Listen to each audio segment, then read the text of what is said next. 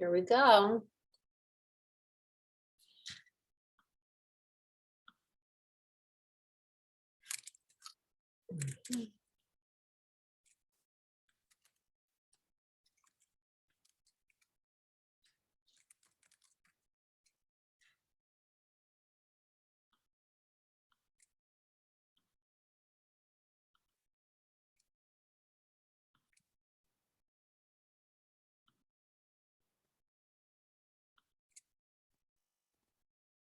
Why would this do a SharePoint? What the fuck?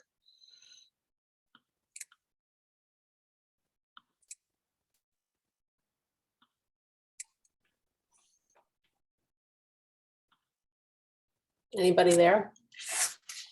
Hi. Hi there. Did anyone, oh, John? And the interpreters, get the interpreters up.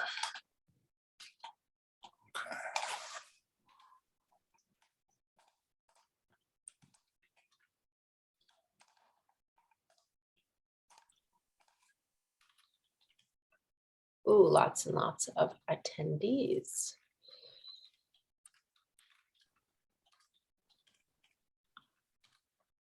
Oh, we need to elevate. I gotta figure it out.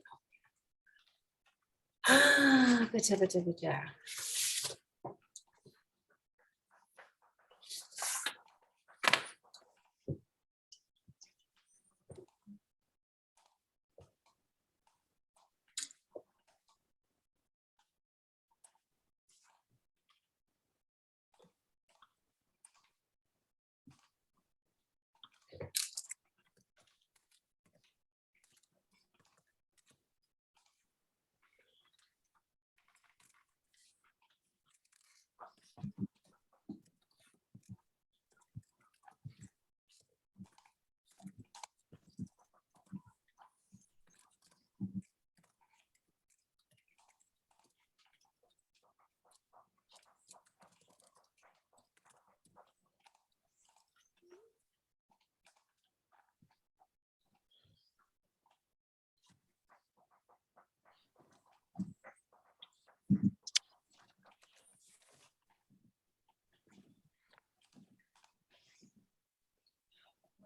Ah, I'm so daunted by the process. Forget about the content.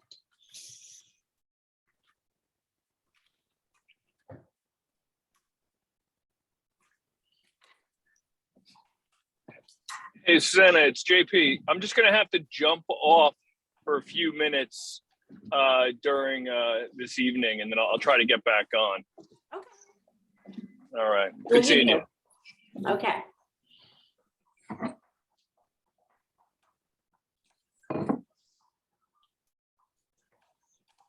Oh, hi, Eva.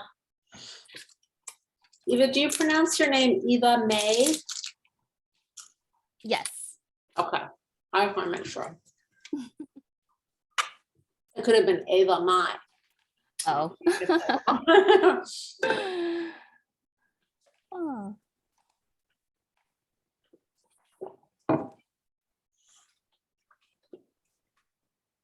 Oh, I guess Josh is not on yet.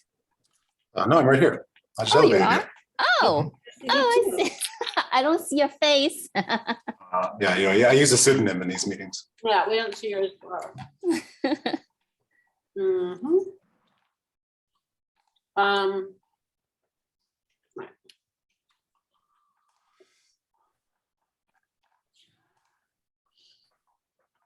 I don't know, Dorina, if you are.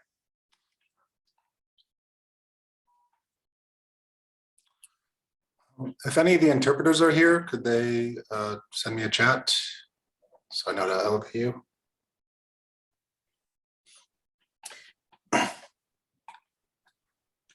Let's see if we have those names. I have them in the email, yeah, they're not coming up. And you don't see them yet in the attendees, right? No, and I sent them invitations as panelists like 10 minutes ago. Okay. I don't know, hopefully they get that. Also, Josh, you guys didn't do a practice session, did you? No, it never ended up happening. Okay. All right.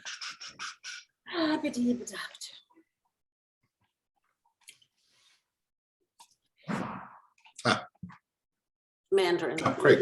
Wow. Hi, Lydia, thank you. All right, Mandarin, sign you. So Eva and Josh, what I'm gonna do, just for run of show tonight, I'll welcome everybody. I'll announce what the agenda is. I'll mention that we're gonna offer translation services. And I'll also say that if people dial into the meeting, they won't be able to access them. But then I'll toss it to the two of you to explain. I guess, Josh, you're probably gonna be the one to explain how this works, right? Yep, do my best. Okay, great. And then I'll sort of start doing introductions of our committee while people are getting into their rooms. Okay. This is interesting. It's going to be, well, it's challenging, right?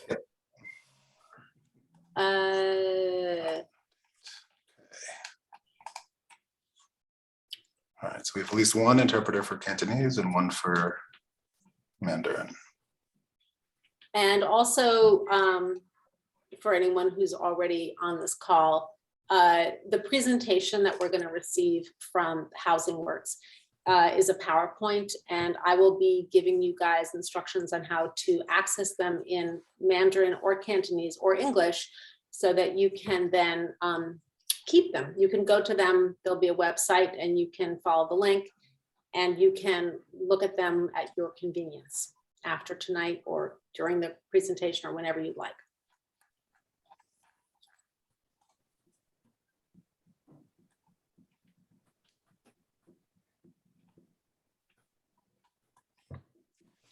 This is interesting for us because it's a first. I personally have never done a meeting with translation services before. Neither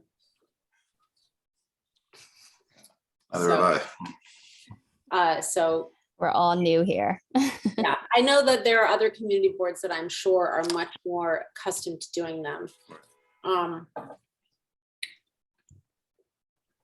But it will be interesting for us. It's exciting. I don't usually follow the chat, but it's early on, so I'm following it at this point. And we're not going to actually ask for any other translators because our understanding is that they really need to be official translators for the purposes of this meeting. So there were a lot of possibilities of getting people who speak different dialects, but it was communicated to us early on that they really need to be sort of official translators because it's important.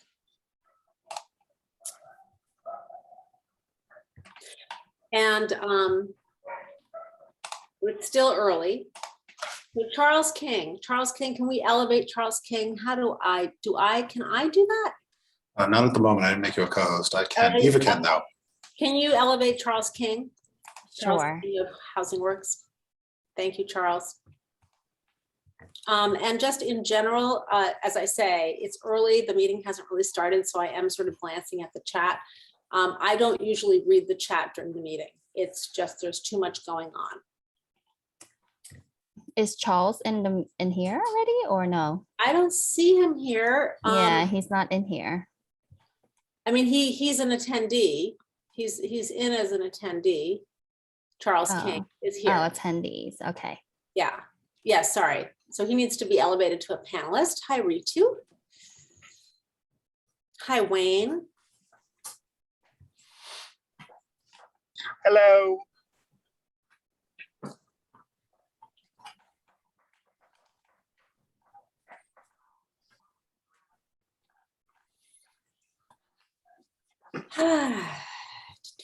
Okay, I'm now with you all. Hi, Charles. How are you? And will I Before- have the ability to share my screen for the PowerPoint? I believe that you can. Josh, does he just go to stop? It goes to stop video and it offers him to share. Yeah, you screen? should now have, yeah, if you go to share screen, you should now have. Okay, let me just test that real Yeah. quick.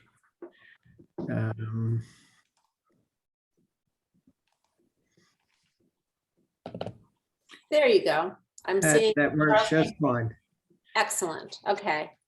Why don't you unshare that for now? Yep, I will unshare.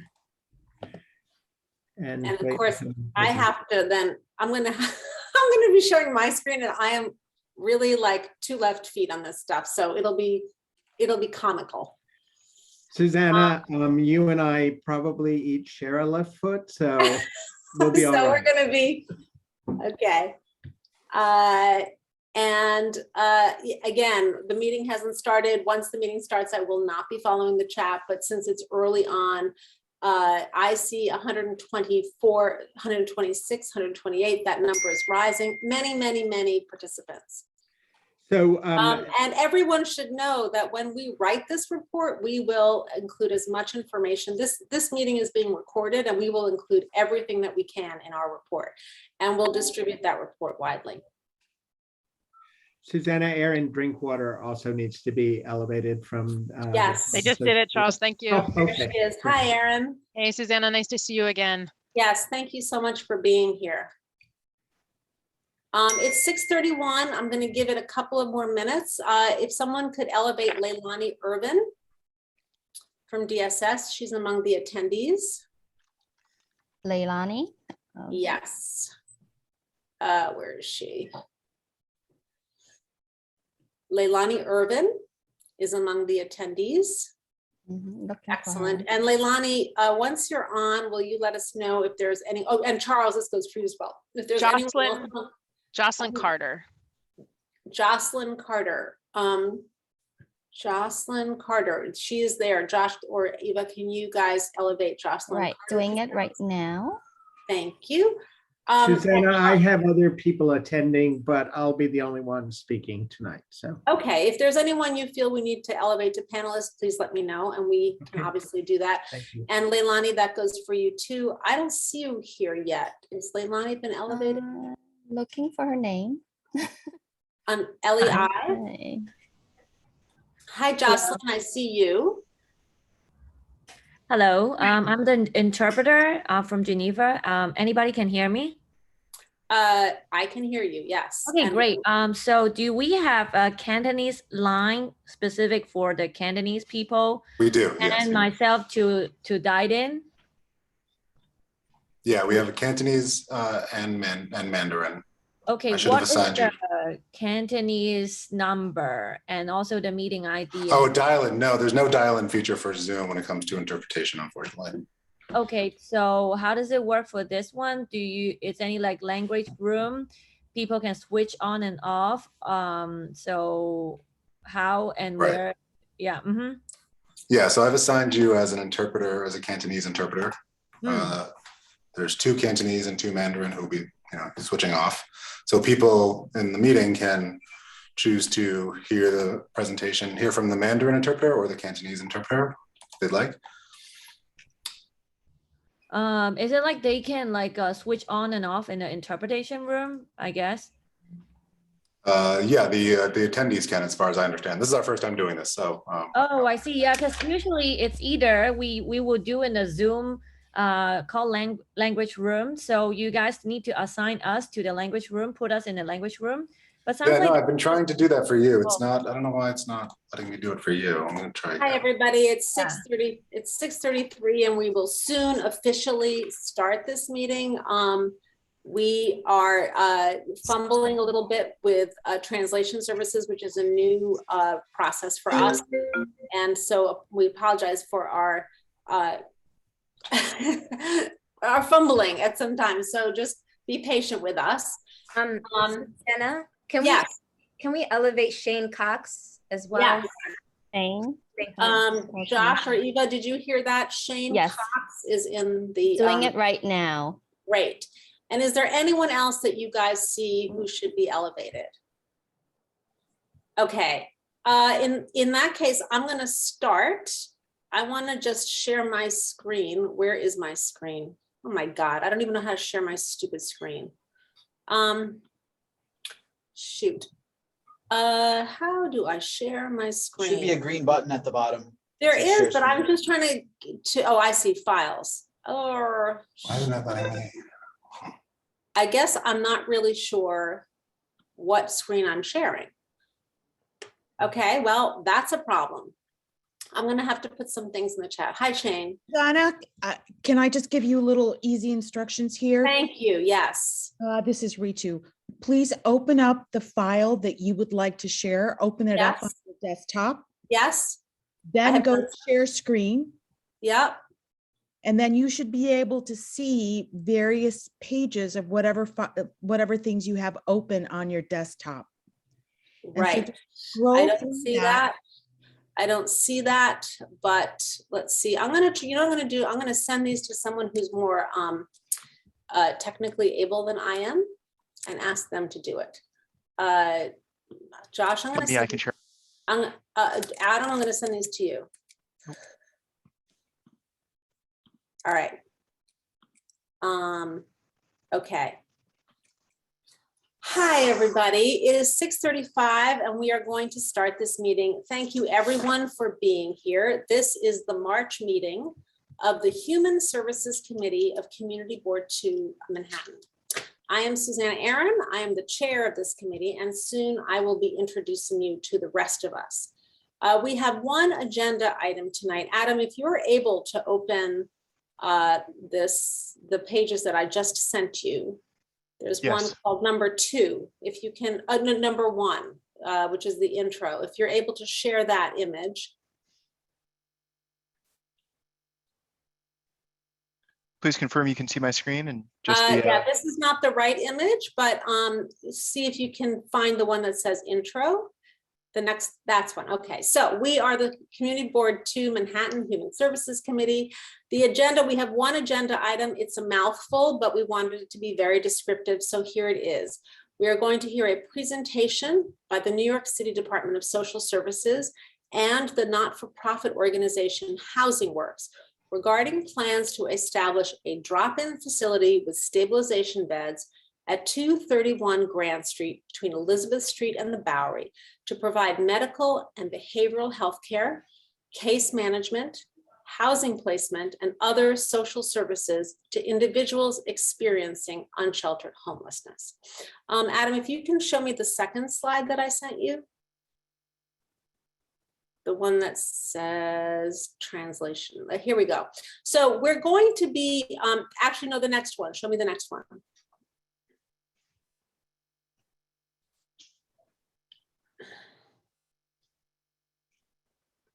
This All one? right, this one, yeah.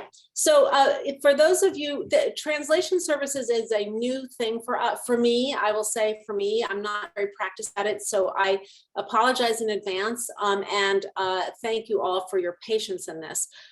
We are grateful that Housing Works was able to create a PowerPoint presentation that they will share with us tonight, but that they've also been able to provide us with links to them. So if you'd like to, you can go to these URLs and you can download them and follow this presentation either while we're sitting here or just preserve it and look at it tomorrow or whenever you'd like.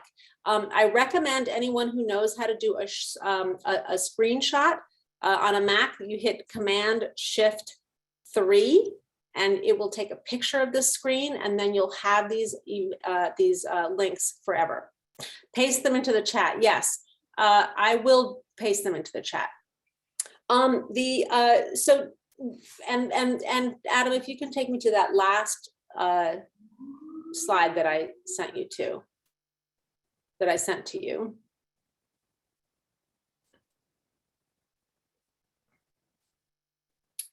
So we're offering translation services tonight in Mandarin and Cantonese. Everyone should know that this meeting is being recorded. So I'm going to have a transcript of this conversation and also every single question or comment that's in the chat. So you can please consider submitting comments in the chat. I won't be able to read the chat while we're going along. So questions, actually, it's not that effective. Because I'm just too busy to read the chat, but I'll have a copy of the chat. So anything that you want to say, you can put into the chat and I will see it tomorrow.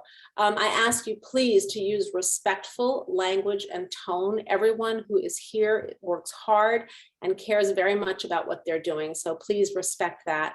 And also know that you can submit your questions and your comments to CB2. You can email them at info@cb2manhattan.org. And you can see that. You might want to take a screenshot of this page as well. Command Shift 3.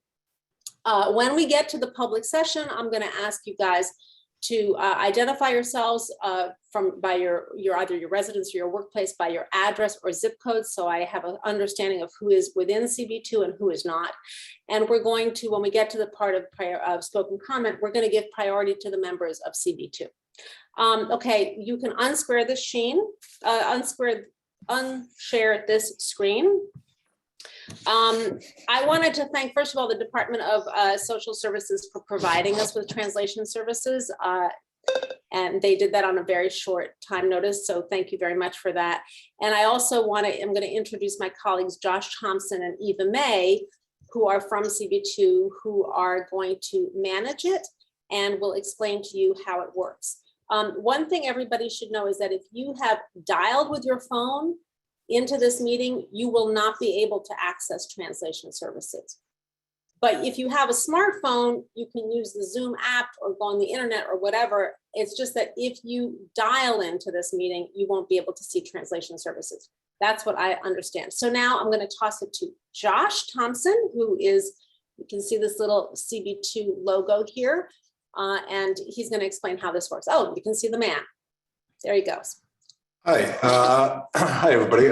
So this is our first time doing this, so there might be some bumps along the way, so forgive me in advance. But we have set up two channels, one for Mandarin and one for Cantonese. If you look at the bottom of your Zoom app, you will see a little globe with the word interpretation under it, and you could select the language you would like to hear the presentation in it.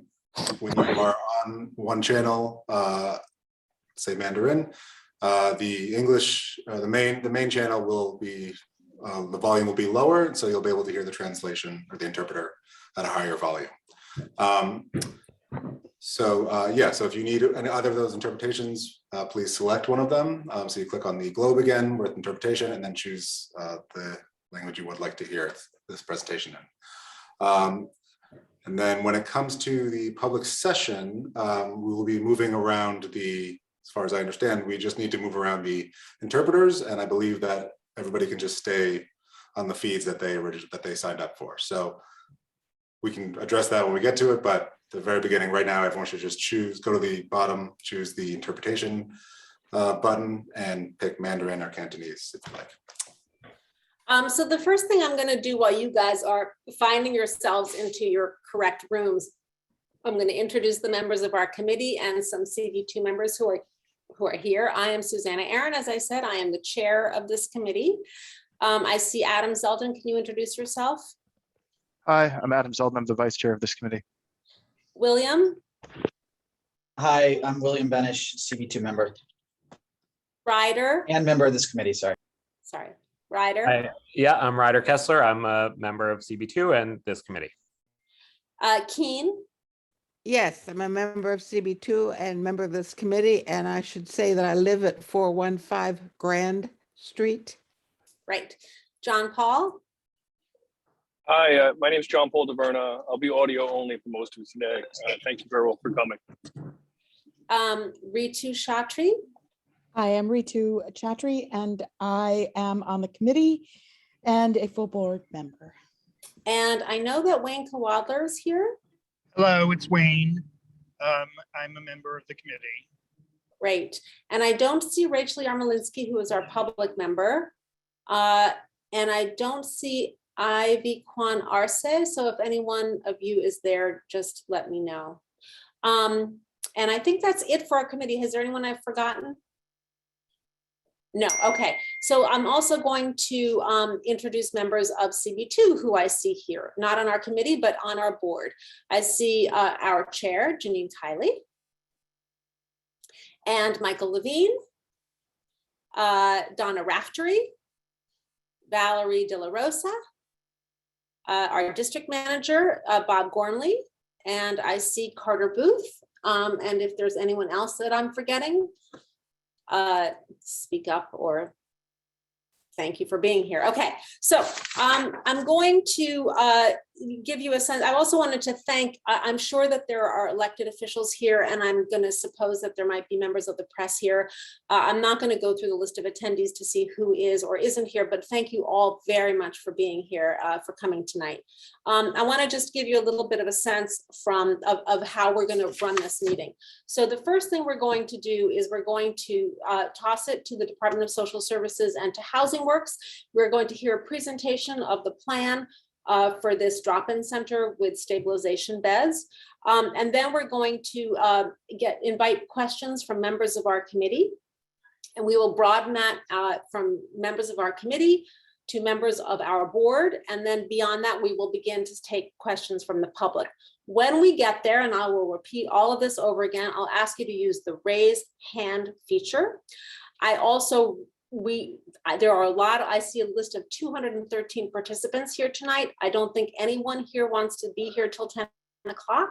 So I would heartily recommend anyone who would like to provide comment to use the chat and to send an email to Community Board 2.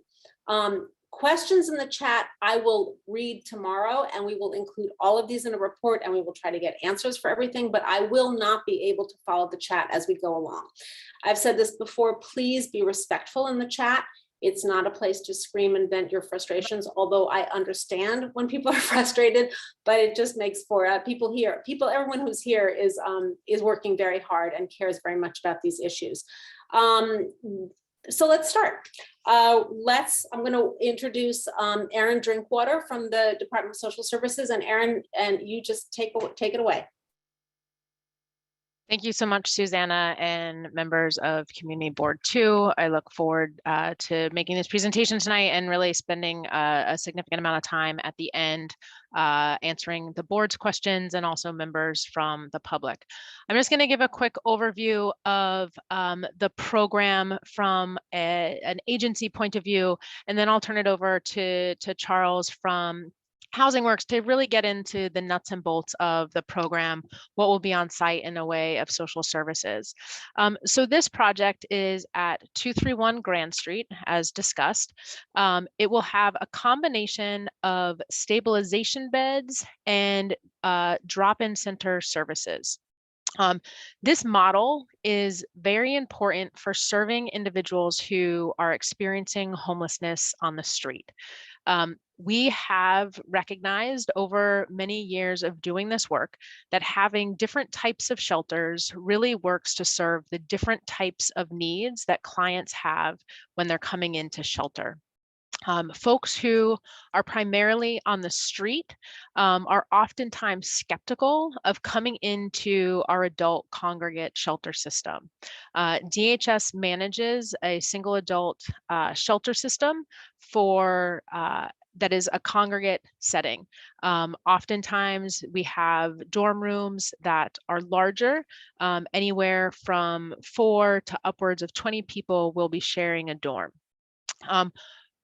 This setup is different. This has smaller rooms where single or double occupancy will be accommodated for individuals. And we recognize that this setup is much more beneficial to individuals who are coming inside directly from the street. This model in particular has on-site services that Charles will get into and talk about. And the drop-in center is really important to be able to provide an opportunity for New Yorkers who are experiencing homelessness to come inside for lighter touch engagements. They can come to use the bathroom, get a meal, they can speak with social services staff on site, get case management, get medical services, but it is an opportunity to really expand on the work that happens 24 hours a day, 7 days a week with our outreach teams who are in the field really trying to connect New Yorkers who are experiencing homelessness on the street to programs and services with the ultimate goal of getting people transitioned back to permanent housing. That work can start with the engagements on the street. Our street outreach teams are able to start supportive housing applications, connect people to medical care. But for people to come inside, it requires a couple of things. One, individuals who are experiencing street homelessness can oftentimes be the most distrustful and disconnected from care and services. So rebuilding that trust is really important. The other thing that is really beneficial for folks to say yes to come inside is the location in which services are made available to them. For individuals who are bedding down, they are familiar with a neighborhood.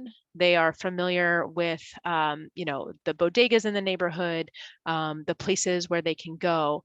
And having a place to come inside that is in close proximity increases the likelihood that somebody is going to say yes to a placement to come inside.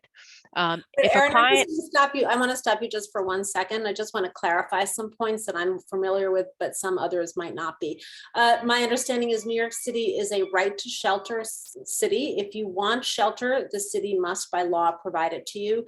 And the traditional way for placement into a shelter is to go through an intake process, and then you are assigned to a shelter. In addition, there are people who refuse to enter that system for various reasons. And those might be the people that we see sleeping on the street. And so this program, the drop-in center with the stabilization beds, is designed to try to lure that population towards services. Is that correct? That's right. So this is different than the model you described, where clients would come through intake and assessment. That relationship and information was happening with our street outreach teams. So our street outreach teams are knowing the clients and then doing referrals to the stabilization beds. So that client's not going into an intake center. That's correct. Great, thank you. I just wanted to clarify that. And my understanding in terms of numbers in New York City is that there are about 48,000 people who have been placed into the city shelter system. And that there is an additional number of people who have not gone into the shelter system, that in January of 2021, on a one night in January, the city counted 2,400 unsheltered homeless people. So just in terms of the numbers of the population. Okay, go on. Yeah, no, that's absolutely right. So no, thank you. It's good contextualization for the conversation. So last evening, 253 individuals slept in a DHS shelter. The vast majority of those individuals are comprised of families, 551. We also serve a single adult population, approximately 16,700 individuals who identify as single adults in the DHS system were in shelter. And then additionally, separate and apart from that, utilization within our faith-based beds or safe haven and stabilization beds is an additional approximately 1,400 individuals. Again, stabilization and safe havens have a lower threshold. That flexibility is really about making sure that clients are working with the provider and having their needs met. Oftentimes the restrictions of traditional shelter can be too much, can be too strict for an individual who has largely been disconnected from such structures, right? Having a 10 p.m. curfew, as our traditional shelters do, can be difficult for somebody who, has otherwise not had that type of structure. So the stabilization beds are lower threshold and really do serve to meet clients where they're at as we transition and work with them to get placed in permanent housing. So again, working with our outreach teams, the Manhattan Outreach Consortium, who is working 24 hours a day, 7 days a week to connect with individuals who are experiencing street homelessness, to be able to connect them to these types of programs, to come inside and continue that progression to be connected to programs and services with the ultimate goal of getting placed into permanent housing. I'm going to turn it over now to allow Chaz the opportunity to really talk about the types of programs and services, because I think that's really important. And then we can speak about some of the questions that the board has and members of the public. Thank you. Thank you so much. Sorry, I'm interrupting. Before Charles takes over, Aaron, I'm not sure if you identified yourself. Can you just tell us your name and your title? Sure. Aaron Drinkwater, Deputy Commissioner, Intergovernmental and Legislative Affairs at Department of Social Services. Thank and you. joined with me tonight is Administrator Carter, Associate Commissioner Shane Cox, and Leilani Irving, Manhattan Borough Director. Thank you. Okay, I am hoping everyone can see my shared screen PowerPoint presentation. Is that? Yes, we can. Okay, And great. I think you want to go to slideshow at the top. Play your Yeah, slide. I keep clicking on it and it's not going to slideshow. Oh, well, we'll live with this, but whatever Okay. works. Make sure you also identify yourself. I apologize. So yes, let me first introduce myself and give a little bit about my own background. I am Charles King. I am the Chief Executive Officer of Housing Works and was a part of founding Housing Works some 32 years ago. Just a little bit more about me. I am a Baptist minister, also have a law degree, and I became an AIDS activist in the mid-1980s. I'm a person living with HIV, and my activism in the 80s largely surrounded the circumstances of homeless people living with HIV and AIDS, particularly those with serious mental illness, those with substance use disorder, who often were not being served by the existing systems because of their chronic drug use.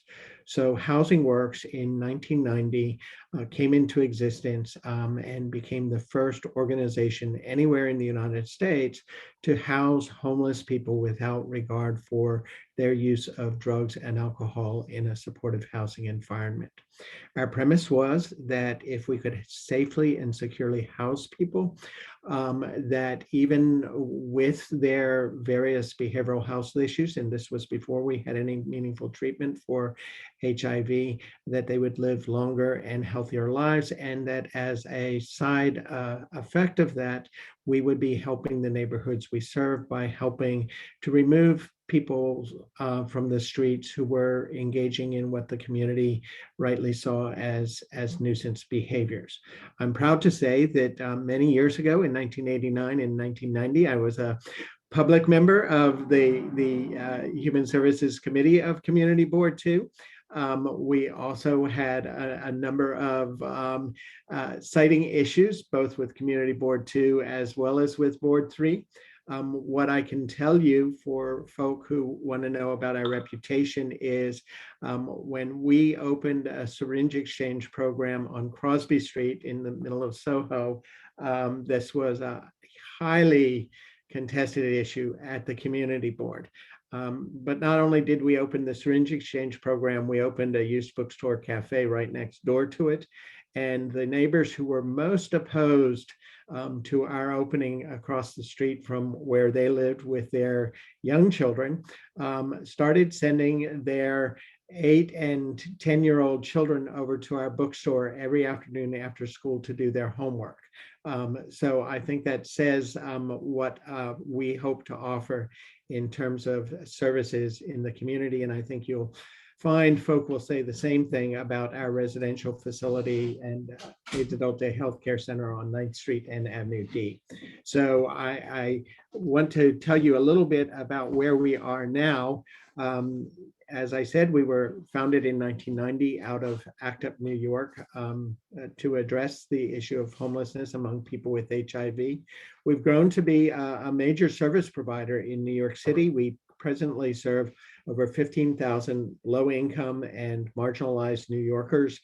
We operate 5 clinics as a federally qualified health center and over 700 units of supportive housing that are operated under harm reduction modality. That is a modality that accepts people without regard for their use of drugs and alcohol. And we provide a broad array of intensive services. We work very hard to be as low threshold as possible, but still offer people a very rich set of services.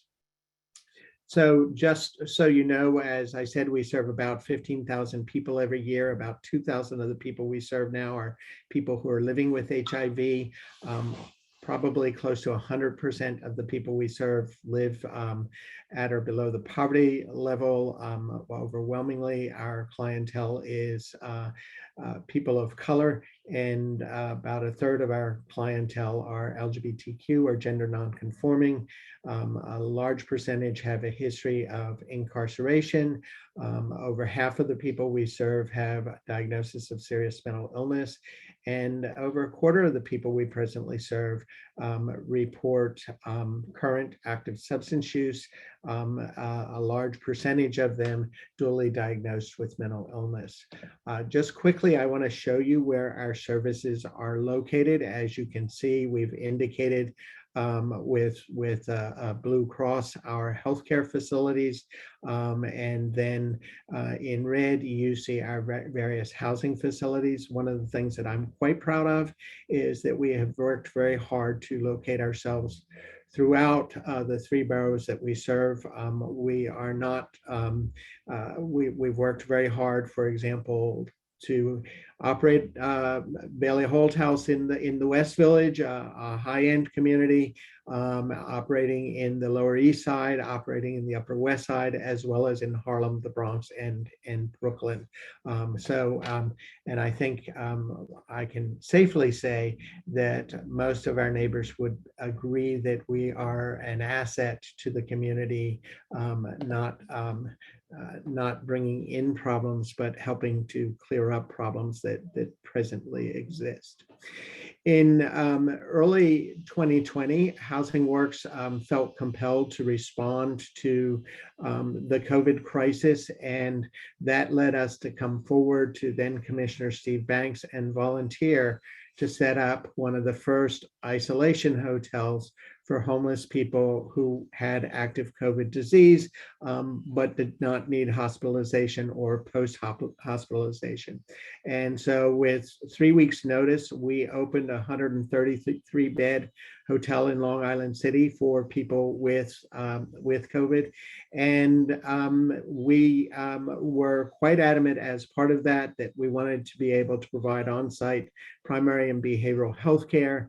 And that experience actually kind of led to the model that we're going to be talking about tonight.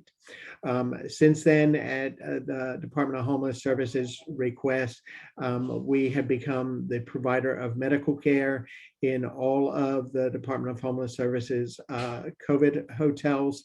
One time we were in 4 hotels, now in 2, including on-site primary care, behavioral health care, and their medical care is 24 hours a day. We also work with the Human Resources Administration to provide COVID testing and vaccination in every HRA contracted supportive housing program and domestic violence shelter throughout New York City.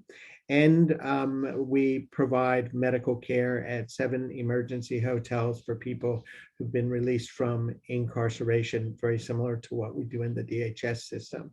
And most recently in July, we were asked to take over and operate a 156-bed hotel in Midtown for people within the DH system who were exposed to COVID and needed to quarantine until it was clear that they hadn't contracted the disease, or if they had contracted the disease, to be able to transfer to our isolation shelter. So the idea for this pilot that we're talking about tonight actually came to us, and we first proposed it to DHS in May of 2020. You will remember at that time, the governor announced the closure of the subways overnight. And partly the purpose was to clean the subways so that they were COVID-free and safe to ride in the daytime. But there was also, this was seen as an opportunity to move homeless people out of the hotel. Their presence had increased there as they lost access to services above ground and as the subways had fewer and fewer passengers. And so there were these end-of-line pickups where outreach workers and the police would work, put people on buses, bring them to shelters. And quite frankly, the DHS system really couldn't absorb people very well. And that's when it occurred to us that we could offer a different kind of model. And that model is what you see here, a dual DHS drop-in center and stabilization center. So we're going to be pioneering this model and at the location at 231 Grand Street. You should know that we looked for a hotel in 2 high-impact neighborhoods, and Chinatown was a high-impact neighborhood. I've noticed in the chat some of you mentioning some of the nearby subway stations that are heavily populated by homeless people. I would also invite anybody who's not familiar with the neighborhood to take a walk through Sarah D. Roosevelt Park and see who's occupying a lot of the benches there. So from our perspective, that's something that we intend to address as a way to support the community. This hotel can I is interrupt you just for 1 second? Sorry. Sure. You mentioned that this is going to be the first located DHS drop-in center and stabilization shelter. Some of those who are in our community district are familiar with a plan to open a drop-in center on West 14th Street that is known as a drop-in center and a safe haven that will have 24 beds. Are you able, or maybe Erin, are you able just to clarify the difference between a stabilization bed and a safe haven? Sure, it's a good question. Safe havens are generally for individuals who have been chronically street homeless. So they have been experiencing street homelessness for a longer period of time. These are for folks who don't necessarily have that chronicity associated with their case. However, are experiencing street homelessness. And again, in terms of the ways in which DHS works to serve our clients, we have said for many years now, it's something that Administrator Carter speaks to all of the time in terms of not having a one-size-fits-all approach, and really making sure that we have the right type of resource at the right time for the person when they're, ready to come inside and accept that help.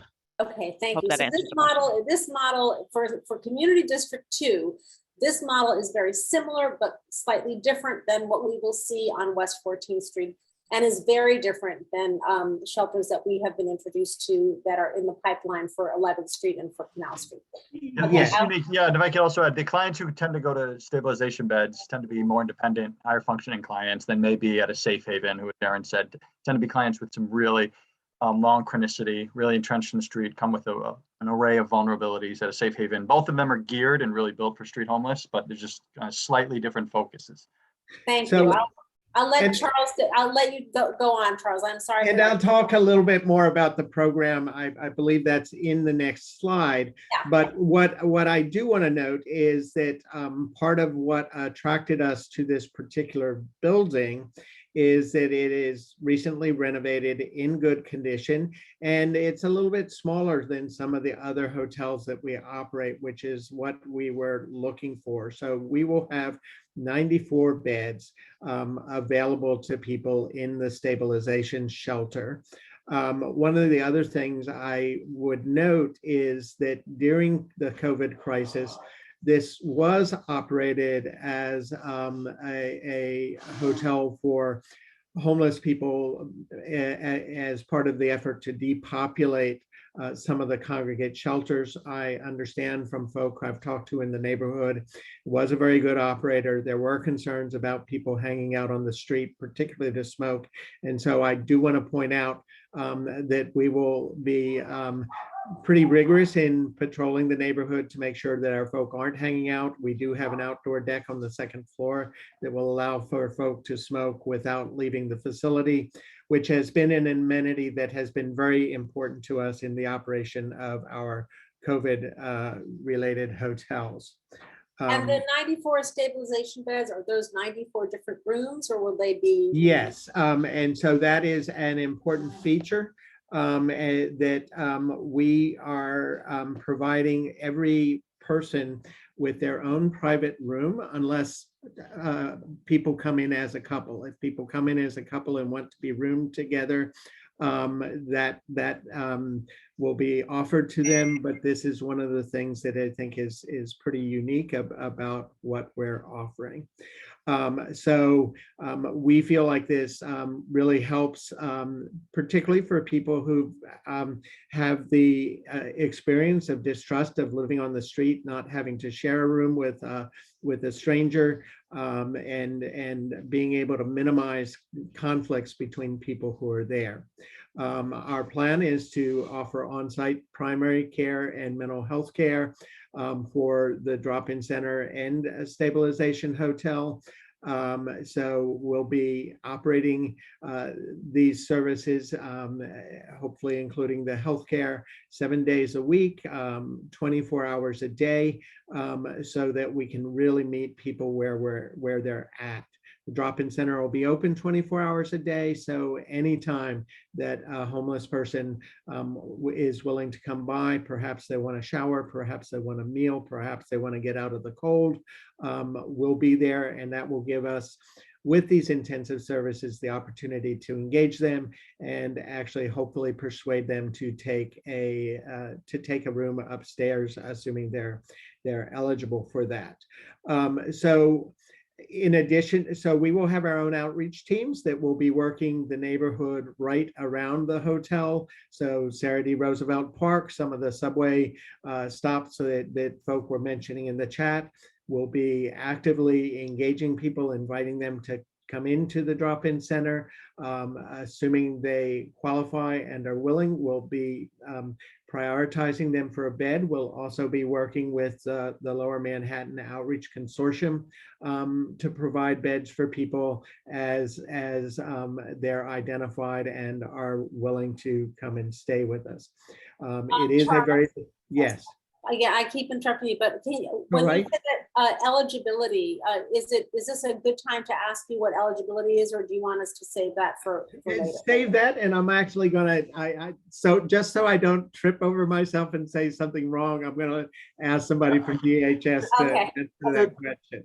Yeah, Shane, I can answer. The baseline criteria for a stabilization bed is someone is living on the street. And the drop-in center, just again, is a really open, flexible model. It's a really effective tool for people on the street. And the drop-in center, just to say, is a place for people to come in, get some services, get connected, and then from there, we can certainly work out the best pathway for them to come inside. Maybe it's up in the stabilization beds, maybe it's a different safe haven, maybe it's reconnecting to an existing shelter, whatever the case is, that is what this model provides. But these will serve people who are living on the street. And as Aaron said, it's not just about chronicity. Anybody who's living on the street, we will get services.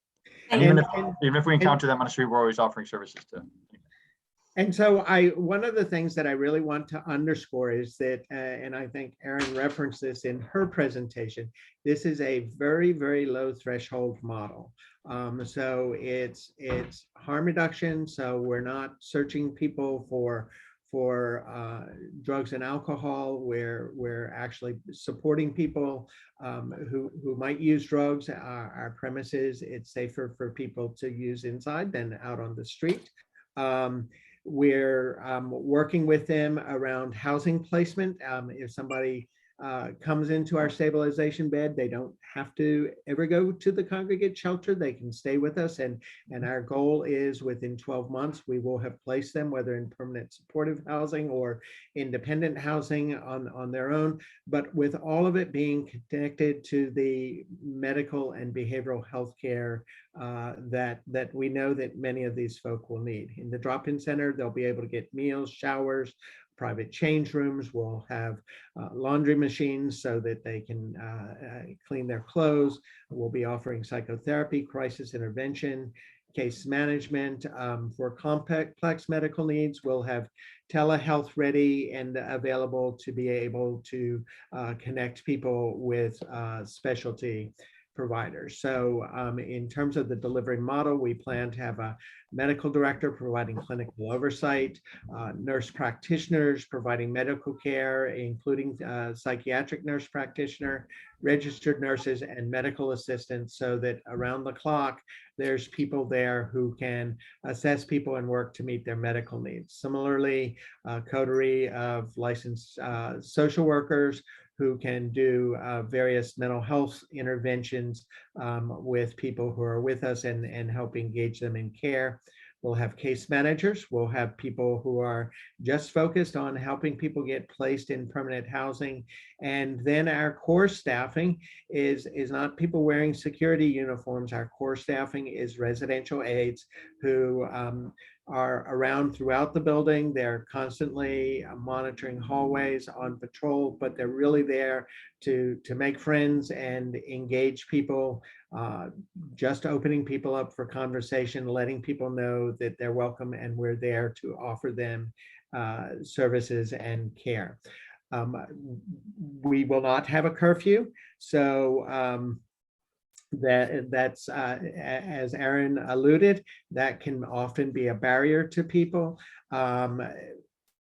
Oftentimes in a traditional shelter, if you if you miss curfew, not only do you lose your bed that night, but you could end up having to go back to an assessment shelter and starting the process over. We'll actually be holding people's beds for them if they disappear on us for a few days, so that they don't have to start all over and end up being away. So this is my pitch both to the community board and to the neighbors. I am well aware of the concerns that have arisen around the various violent incidents that have taken place both on the subway and the recent incident in Chinatown. And what we're talking about is homeless people who have serious behavioral health issues who are disconnected from care. Oftentimes, even if you can get somebody in a inpatient psychiatric commitment within a few weeks, the hospital deems them ready for discharge. There's no place to discharge them. They end up getting discharged to a congregate shelter that they're not going to go into. And so they end up back out on the street. So we're not going to be able to coerce homeless people who are in the subways and on the streets into care. We can only entice them into care. And so part of what this facility does is it addresses the mental health issues in the moment that is most crucial, not only to the people who we're serving, but to the community. We've proven that harm reduction allows us to engage people who would otherwise resist substance use services and other kinds of care. One of the things that I'm very proud of citing is that syringe exchange programs are the #1 referral source for voluntary commitment to drug treatment. And that's what we like to see. We're bringing people in the door and then moving them onto a pathway towards success. We do intend to evaluate this model, but we're prepared to make a long-term commitment. So I saw in the chat the comment about hotel owners making a mint off of these leases, and I certainly support your sentiments. But what we're doing with this particular hotel is a lease to purchase. So our goal is to acquire this hotel and use it to ensure that we're serving in an ongoing way the needs of the community. I want to emphasize a couple of other things. As I said before, we will be conducting our own outreach using peer outreach workers. So we'll be hiring people, including people in Chinatown who have similar lived experience to the people we served, because we know from our own experience working with peers that they're the best to engage people who are caught up and mistrustful of the professional systems. We will also put a heavy emphasis on recruiting staff with language diversity, including staff who speak Mandarin, Cantonese, and Spanish. And we will do our best in our outreach efforts to the best we can, operating within, of course, a larger context, to prioritize local community members who access the drop-in services. And as I said earlier, we will be patrolling the neighborhood to ensure that no one who is staying with us is loitering outside and somehow becoming a nuisance to the neighborhood. Before I started my presentation, I posted my email and my cell phone number in the chat. Here's my email again. And so I want to make a couple of offers. Anybody who wants to email me with questions, I will happily respond to every email I receive. If you want to call me to discuss this, I'm happy to take time to have this conversation. I consider engagement with the communities in neighborhoods that we're serving to be one of my highest priorities as the CEO of Housing Works. The other thing that I want to invite, and again, this is responsive to some of the postings I saw in the chat, is that we are more than happy collaborating with the Department of Homeless Services to come to any block association, any community group that would like to have us come and present to you, answer your questions, and then once we get site control, to be able to tour the facility with you. And a pledge that we've made around every single facility we've opened in 32 years is that we welcome the creation of a community advisory board that can serve as advisors to us, can alert us to any problems that we might be bringing to the neighborhood, help us think through how to manage situations so that we're better serving the neighborhood. We do this, we operate a large drug user health and syringe exchange program on West 37th Street. We regularly participate with the community board, with various other services, and we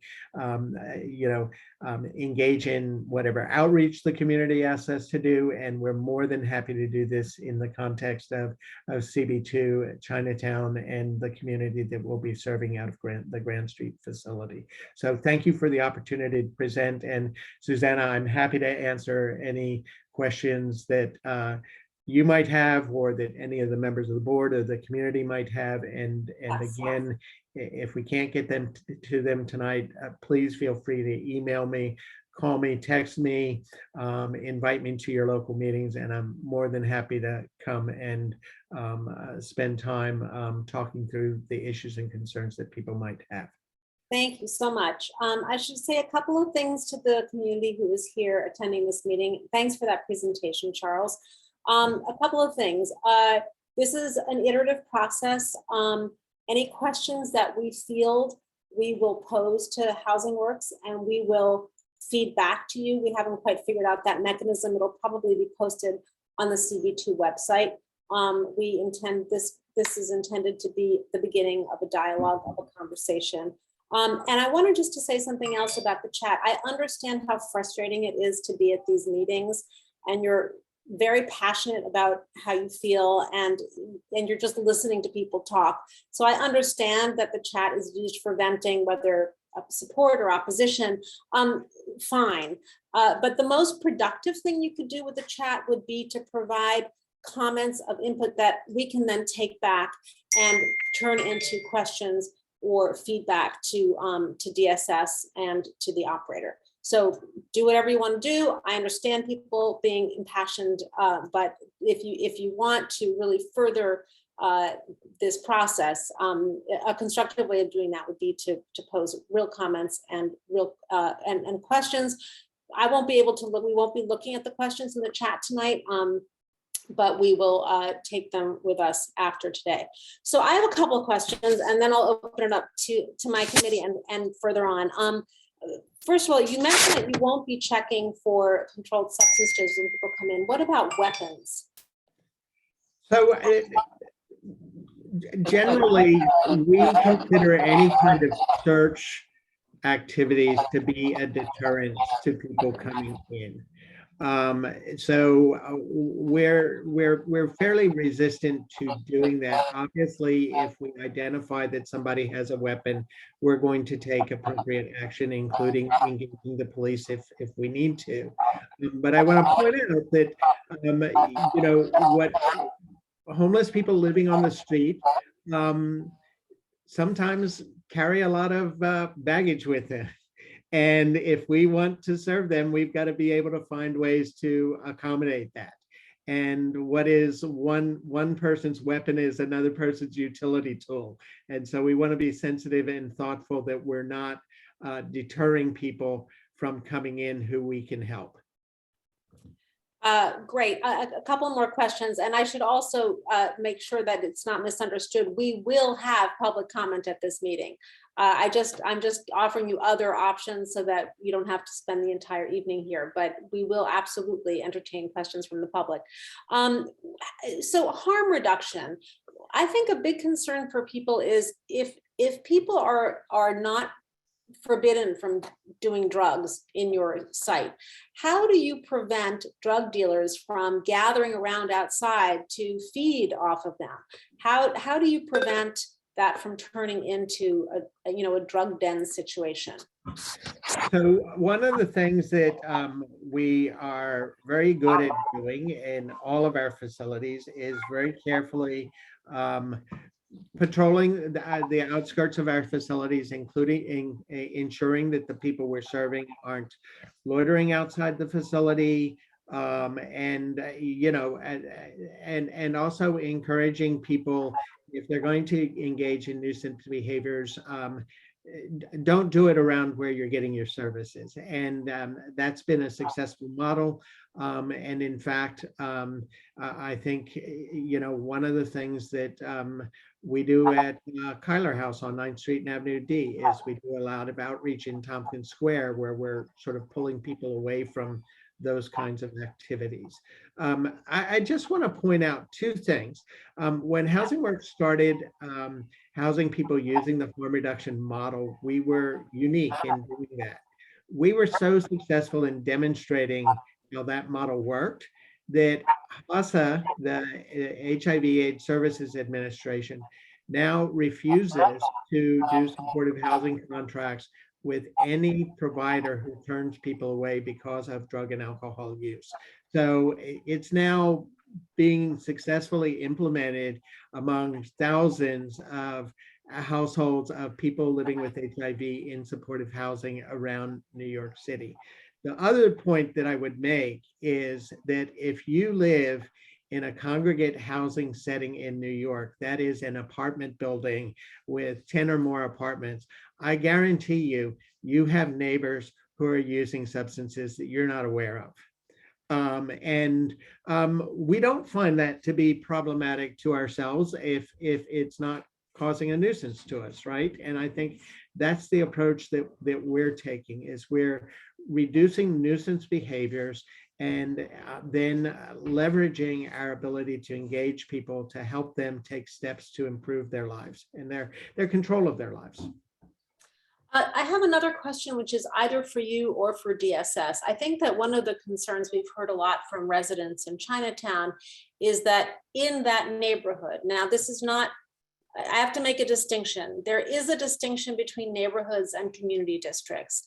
This meeting is for Community District 2, which ends on the border of the west side of the Bowery and the north side of Canal Street.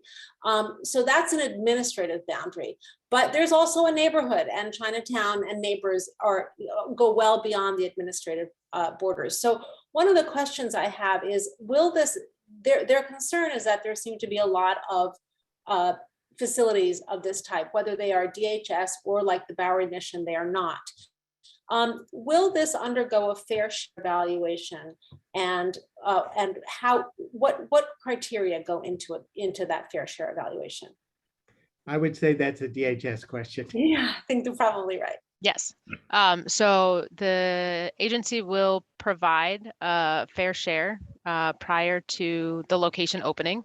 In regards to the fair share requirements, there are chartered mandate requirements as to what to consider within that fair share. So we look at similarly positioned facilities that are doing similar work, but the community board will get a copy of that fair share, as will all the electeds prior to the location opening. And I should also, can I just, one more thing, Susanna?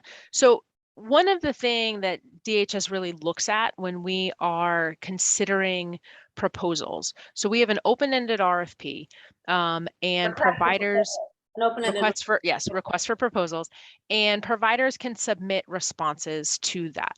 The agency goes through their formal vetting process, but what we're really looking for also is the location where a proposal is being offered.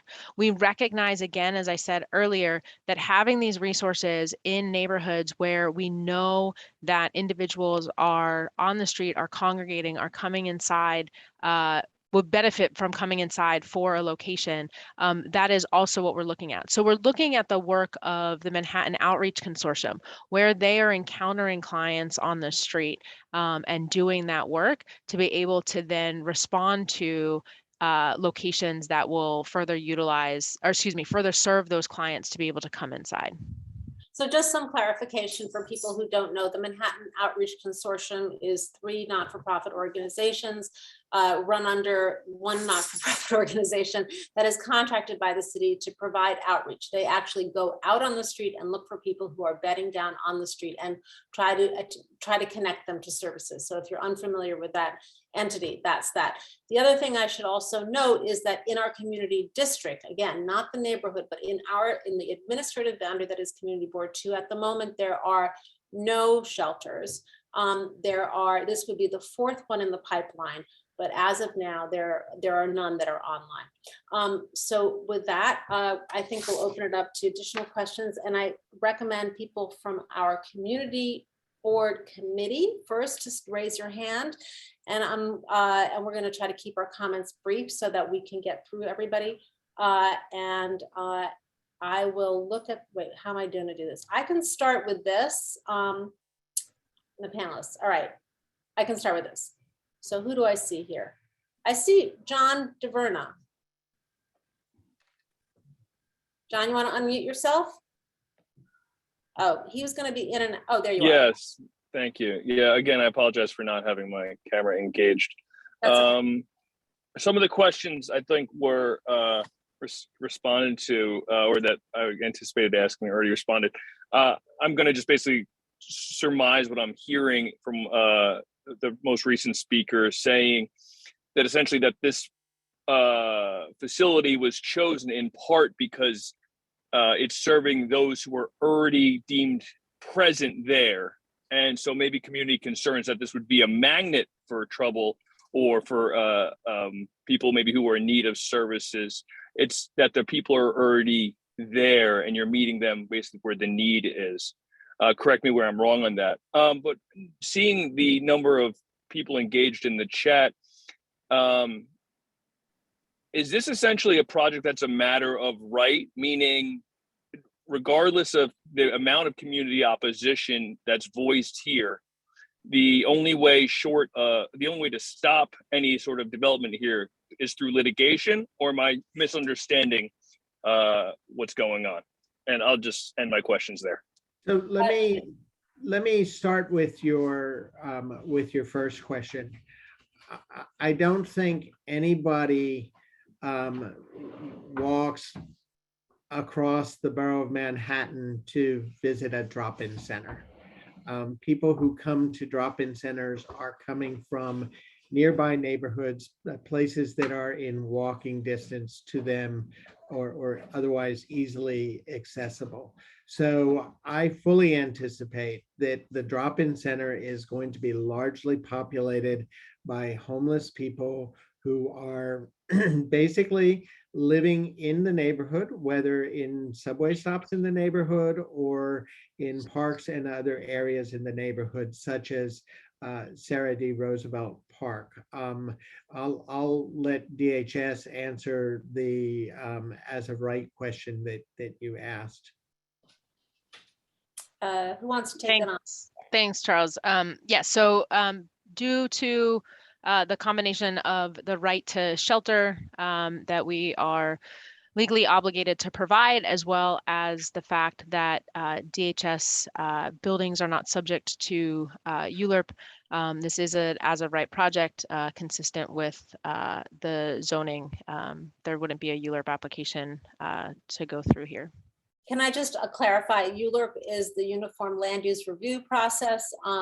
In that process, the community boards have an official role.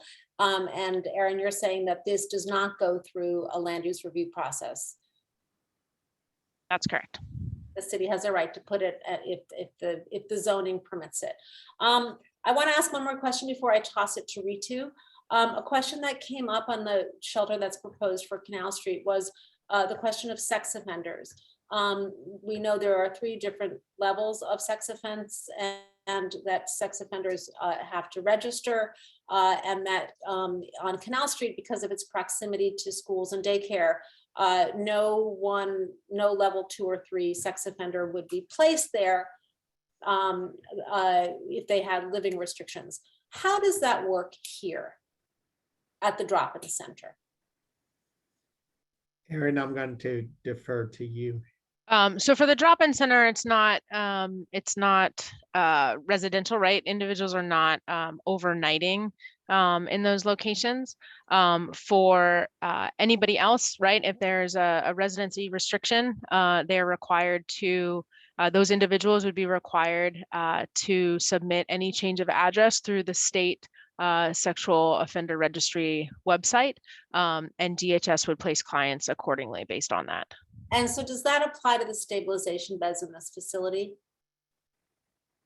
That's right. Yes. It does. So that if you are a registered sex offender with living restrictions, would you not be allowed to be placed to have one of those stabilization beds because this facility is in proximity to? That's correct. So the state requirement, if you are level 3 or otherwise have a residency restriction, you would not be able to be placed at this location. Thank you. That's helpful. Ritu? Hi. So thank you for the presentation. I guess John Paul asked some of what I was going to ask. So given the tenor of the chat and the number of people who are engaged in this meeting, can Charles please answer how this facility is going to be different or better than what may have been there before, or other facilities that our constituents may have experienced? And I guess the second question is for Erin. How can we, and by we, I mean the community board, yourselves, Housing Works, engage the community for their input and involvement so that there's a level, at least a basic level of comfort in the operation and the intention of this facility? Let's start with the first question. Charles. Sure. So let me just pull something out of the chat. Someone indicated that they had lived next to a shelter and had to talk to their children about drug use because people were injecting drugs, getting high in the street. That's how we're different. People aren't going to be doing that in the street because we're not stopping them from doing that in their room. So that is a major change in terms of what kind of behavior people are going to be engaging in. I'm told that the people who operated the facility as a shelter during COVID were actually did a quite good job. The one complaint that I heard was that some of the residents would hang out on the street to smoke. And so one of the things that we're doing to accommodate that is we're going to be insisting that all of our residents and folk who come in the drop-in center who want to smoke go up to our outdoor deck on the second floor and do that there, and we'll provide incentives for people to do that. One of the things that I insisted when we opened our isolation hotel in Queens was that we would provide people with cigarettes, because it was a way to keep them inside and in our property and not out in the neighborhood where they might be a nuisance. So the whole model is designed differently to be an integrative care model that engages people and keeps them in the program, not out in the neighborhood where they might cause a nuisance. In terms of engaging with the neighborhood, your question made me want to add to my offer earlier to come meet with any group.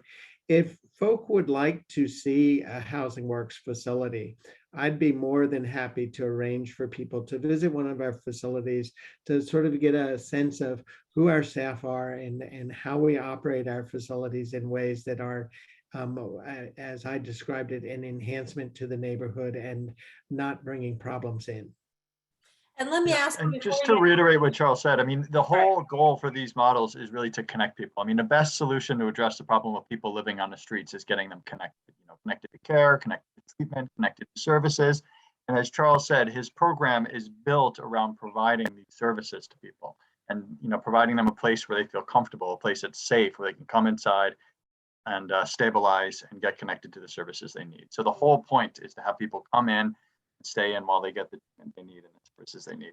And So before we The get ultimate, just Susanna, one thing, this is Jocelyn Carter, the ultimate goal, to Charles and Shane's point, is to move to permanency, right? So I think this is a throughput of coming in off the street, connecting to care, becoming stable, and exiting to permanency. So this is what the goal is, moving people throughput from street to permanency. So Charles's work is to get them stable and then to move to permanent housing. Yes.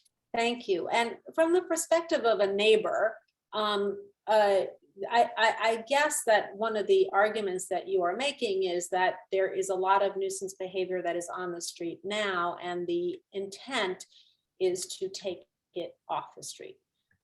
That is the hope.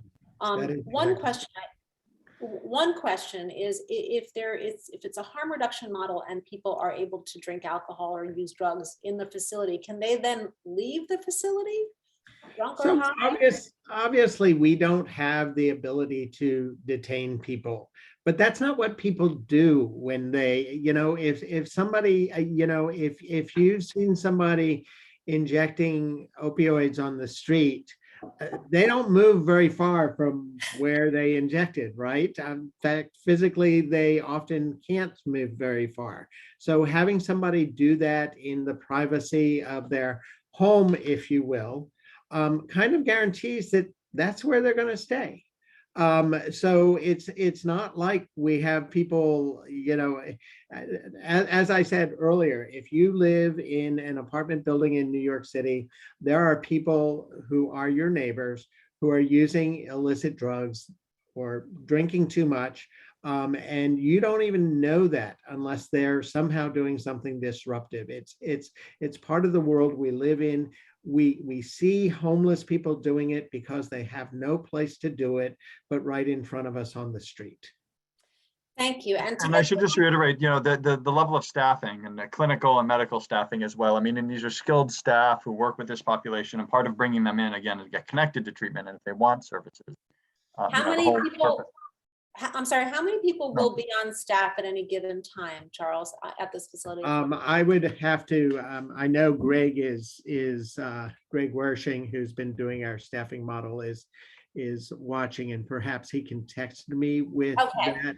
All right, yeah, you can share that But with I us. can tell you that, for example, at a facility in Long Island City serving a similar number of people, we have 15 residential aides on staff around the clock. And so they are patrolling every single floor. They're in the public areas, they're serving meals, they're escorting clients to go smoke, all of those things. And that's in addition to having at least 2 medical staff on around the clock, as well as extended hours for behavioral health and other social service staff. So I think, to Shane's point, the idea is that yes, we have skilled professionals. Our RAs are trained in de-escalation and engagement, and so and we deliberately do not put them in security uniforms. We want people to see the RA as your best friend who can help you get what you need, and so that's the model. Thank you. And just to get to Ritu's second question about how can we engage, what kind of mechanisms are there to create a level of comfort in the community, building bridges into the facility. I don't know, do you guys have relationships? Do you forge relationships with the local precinct? Can you tell us a little bit about the interaction between neighborhood and facility going forward, and what kind of mechanisms there might be to engage? Sure. So by the way, Kevin Blank did text me. We would have roughly 20 staff on site 24 hours a day. So, you know, the first thing I will say is that as we always offer, we would love to gather a community advisory board, and frankly, I always welcome the folk who are most skeptical and most critical of these kind of facilities to join our advisory board. We take very seriously people's concerns, want to address them, and if we can satisfy those concerns, then I think we've met our purpose. But at the same time, at any point, if before we open, after we open, 5 years from now, if there's an issue that raises concern and members of the community want to meet with us, members of the community board want to meet with us, we're going to be there. We've never turned down an invitation to meet with folk, to answer questions or address concerns. And will you have, for example, a telephone number that people can call at the facility if they're— Absolutely. Yes, if you think, in fact, this is one of the things that happens that I love at West 37th Street. We have folk calling us, not necessarily about anyone that we're serving, but about somebody who's engaging in nuisance behavior in their neighborhood who they think needs services. And we will send an outreach team to that location, try and identify that individual, try and engage that person and bring them into care. And we would want to do exactly the same thing at this facility on Grand Street. So, you know, if there's a homeless person who's sleeping in front of your business, anything like that, we'd love to learn about that so that we can go out and work to engage that person and work with you to be a part of that engagement. Thank you. Ryder Kessler, do you want to unmute yourself? Sure. Thanks everyone for being here and for the presentation and all the comments. I think there's two big sets of community concerns I'm seeing and hearing, and one I think we've addressed a lot about the Housing Works model and the need for low threshold stabilization beds and using that as a way to get folks in who others might not, and the success of harm reduction. I think that has been well covered, that this is a model that has worked elsewhere. I think the other set of concerns that hasn't really been discussed much, and maybe I just don't understand as well, the fair share model, is what seems to be disproportionate placement of shelters, congregate shelters, stabilization beds, you know, all sorts of shelters in Chinatown specifically. What folks who are here at this meeting are saying is that Chinatown bears a disproportionate share of shelters of all types. So I just like, is that the case? can you speak to that? And if so, why is that? And is it a function of the fact that Chinatown spans multiple community districts? And so, there is some formula to allocate them across districts, but in fact, multiple districts can all end up having shelters in Chinatown. I'd love to understand more how that works and to hear some more direct addressing of the frustration that folks are expressing about experiencing a disproportionate set of these locations that are serving, a positive function, but a disproportionate presence in their community. So I'm going to defer to DHS to respond to that. I don't have anything to do with the siting of any other facility other than their own, other than to tell you that we came to DHS with 2 hotels in 2 very different high need areas. And DHS asked us to pursue this particular hotel. But I keep underscoring that it is a high need neighborhood and our outreach is intended to address that need. In terms of how DHS does its overall siting and whatever density people may experience, I'd have to let them respond. Thanks, Charles. So let me talk about congregate shelter in the context of your question. When we're looking at where we are siting shelters, it is a combination of factors that are taken under consideration when a proposal comes forward. We do look at saturation based on community board. You are right to point out that the Chinatown neighborhood is split among 3 community boards, right? It's split among community board 1, 2, and 3. As Susanna mentioned, community board 2 currently has 0 shelters in it. However, there are a number that were announced under the prior administration that are in the pipeline in various stages of development, with opening dates ranging over the next couple of months to years.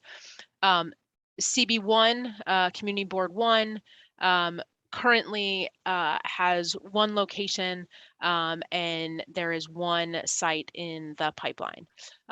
Community Board 3 currently has 11, however, 3 are what we refer to as stopgap measures. The reason we say stopgap is because, again, we've talked about the right to shelter, the legal obligation that we need to house individuals for a variety of reasons over the course of decades, dating back to a very long time ago. The agency has utilized hotels to meet capacity needs. Under the prior administration, there was a commitment to get out of commercial hotels. Currently, the agency has 0 families with children in commercial hotels, and we continue to bring down the capacity of single adults. The shelter that we're talking about tonight, the type of model, is different than those numbers that I just talked about, right? So this is additive to those numbers and serves a very different purpose. And again, I don't want to sound like a broken record, but is really responding to what our outreach teams are seeing each and every day on the streets in terms of where folks are going to be able to come inside because of the proximity of already existing street homeless individuals who are in neighborhoods. I know there's a concern around, for lack of a better word, transporting people to the neighborhood. That's not the case. We've heard already from the group concerns around people who are already in the subway stations, people who are already bedding down. We've talked about Sarah Roosevelt Park. Those are the locations where people are going to be coming from into the drop-in center and placed for the stabilization beds. Irregardless of the type of facility, we still have our charter mandated obligation to provide a fair share, which again looks at similarly situated facilities in that consideration prior to the opening of the location. And as mentioned, the agency will produce a fair share for the site, and that will be sent to the electeds and the board prior to opening.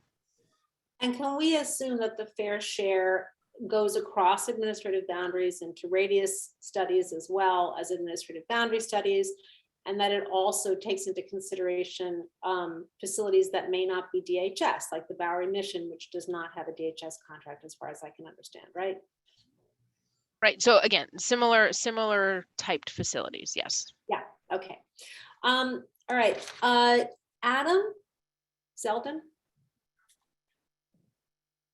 You can unmute Thank you. So just to confirm, the fair share analysis would not look at other types of facilities not related to homeless shelters, such as, wastewater treatment plants and what have you. Not wastewater treatment plants, right? It would be social service type programs or facilities. Okay. I wanted also to ask, does that conclude your question, Adam? Are you okay? Did you ask what you want? Two things. This model sounds very expensive. And I wonder if this is more expensive than traditional models. And then I wanted to know if that will have any effect on your timeline and what your timeline is in the most optimal circumstances, because this building has to be renovated, right? So I think what's important, and Charles mentioned this in his presentation, was the ultimate end point of this, where there's nonprofit ownership. Being able to have that type of ownership structure is really important for the work that's being done. And it's something that under the prior administration was really a priority. So that way we're not, there's a long-term resource there for the people who are being served. And at which point we reach a stage in which it's not necessary to have this type of location at this, or this type of program at this location, being able to look at transition to housing models, for example. Our families with children shelters that have been brought online are designed in such a way to allow for that transformation. People might say, well, why not have that now? Again, going back to the right to shelter and the requirement to bring people or to house people and provide shelter is a legal requirement that the city is obligated to provide. And much like a hospital and an emergency room, both exist. We need to make sure that we have emergency temporary shelter for individuals and the requisite affordable housing for people to move to permanency. So I also want to just flag, absolutely, Susanna, offering an integrated model of care, offering people private rooms is going to be more expensive than the traditional congregate shelter experience on a per person basis, right? And in fact, Shane and I were just on a meeting about that this afternoon. But what I can tell you is that just today I had a conversation with our DSS Commissioner, Gary Jenkins, and he has assured me that he wants to see this be a very richly staffed program and believes that we can prove to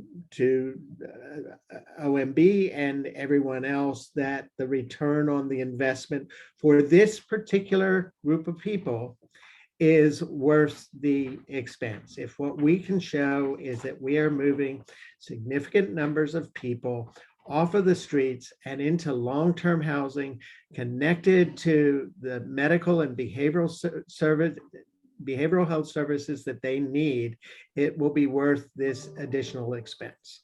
And what is your time frame for opening this facility? So, we're in a process right now negotiating the budget with OMB, which is the Office of Management and Budget, right? Yes. So once we have that budget negotiated, I think my experience is there's like 30 days or so for that approved budget to get turned into a contract.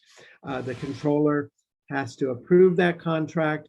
Our new controller has promised that he's going to accelerate those contract approvals for not-for-profit organizations. So ideally, we would be open by late this spring. That's what we would be working towards. We're, we haven't started recruiting staff yet for this facility because we need to know that we're going to have a contract and have something close to a start date. But we're hoping to start recruiting folk very, very soon. Thank you. I'd like to open it up to questions from members of Community Board 2. So let's go. But actually, first, William Benish is on our committee. So William, why don't you go first? Yeah, I apologize if this is already answered, but are jails and planned jails like the one currently planned in Chinatown included as the part of the fair share analysis? It seems to me that would make a lot of sense. Thanks. So existing facilities are included in the fair share, yes. Thank you. Not under development? Not under development. Do we know why that is? The charter is what governs what's included in the fair share, and its existing facilities.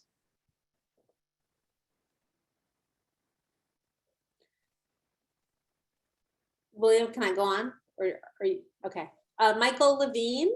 Yes, thank you, Susanna, for an excellent group of presenters. This question, I think, is for Aaron. Given that this facility appears to be serving mostly the southeastern portion of Community Board 2, the Chinatown neighborhoods in Community Boards 1 and 3, are there any plans in the future? Are you able to indicate whether or not there would be any similar facilities in the future that would be located elsewhere within Community Board 2 in the central and more western portions of the district? Or is that something that you would not be able to reveal at this time or simply don't have an answer to? It seems as though while we're talking about fair share and we're talking about sharing the nature of the facility and reaching the populations that we care to reach, there might be the need for a facility like this in the future, not in this location again, but more in the central and western portions of our district. Is there a way you could answer that question now, or is this a premature question?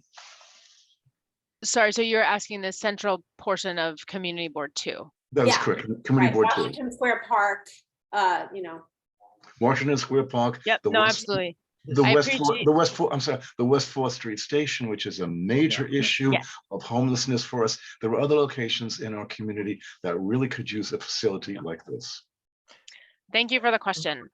So I will let Shane talk a little bit about the work happening with our outreach teams in that area, and would just mention that if there are providers who would be interested in responding to our RFP to open such a facility in that location, the agency would certainly welcome it.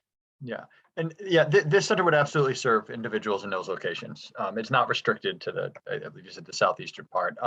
We have outreach teams in the field 24 hours a day. They're in this area daily across several shifts in the whole entire lower Manhattan area. And this is provided mostly by the downtown Goddard team, but we also have DHS outreach teams as well. And again, what this drop-in center really serves as a tool.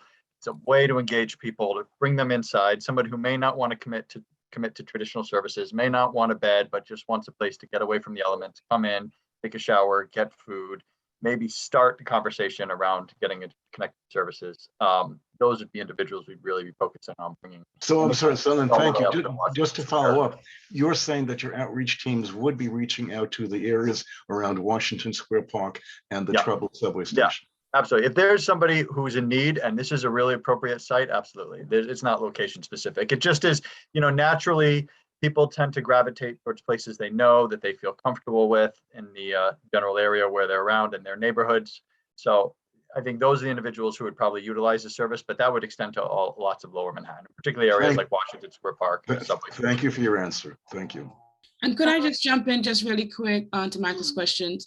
So the outreach teams are out 24 hours a day, above ground and below ground. So there is outreach happening all the time to try and reach those who are unsheltered throughout the city.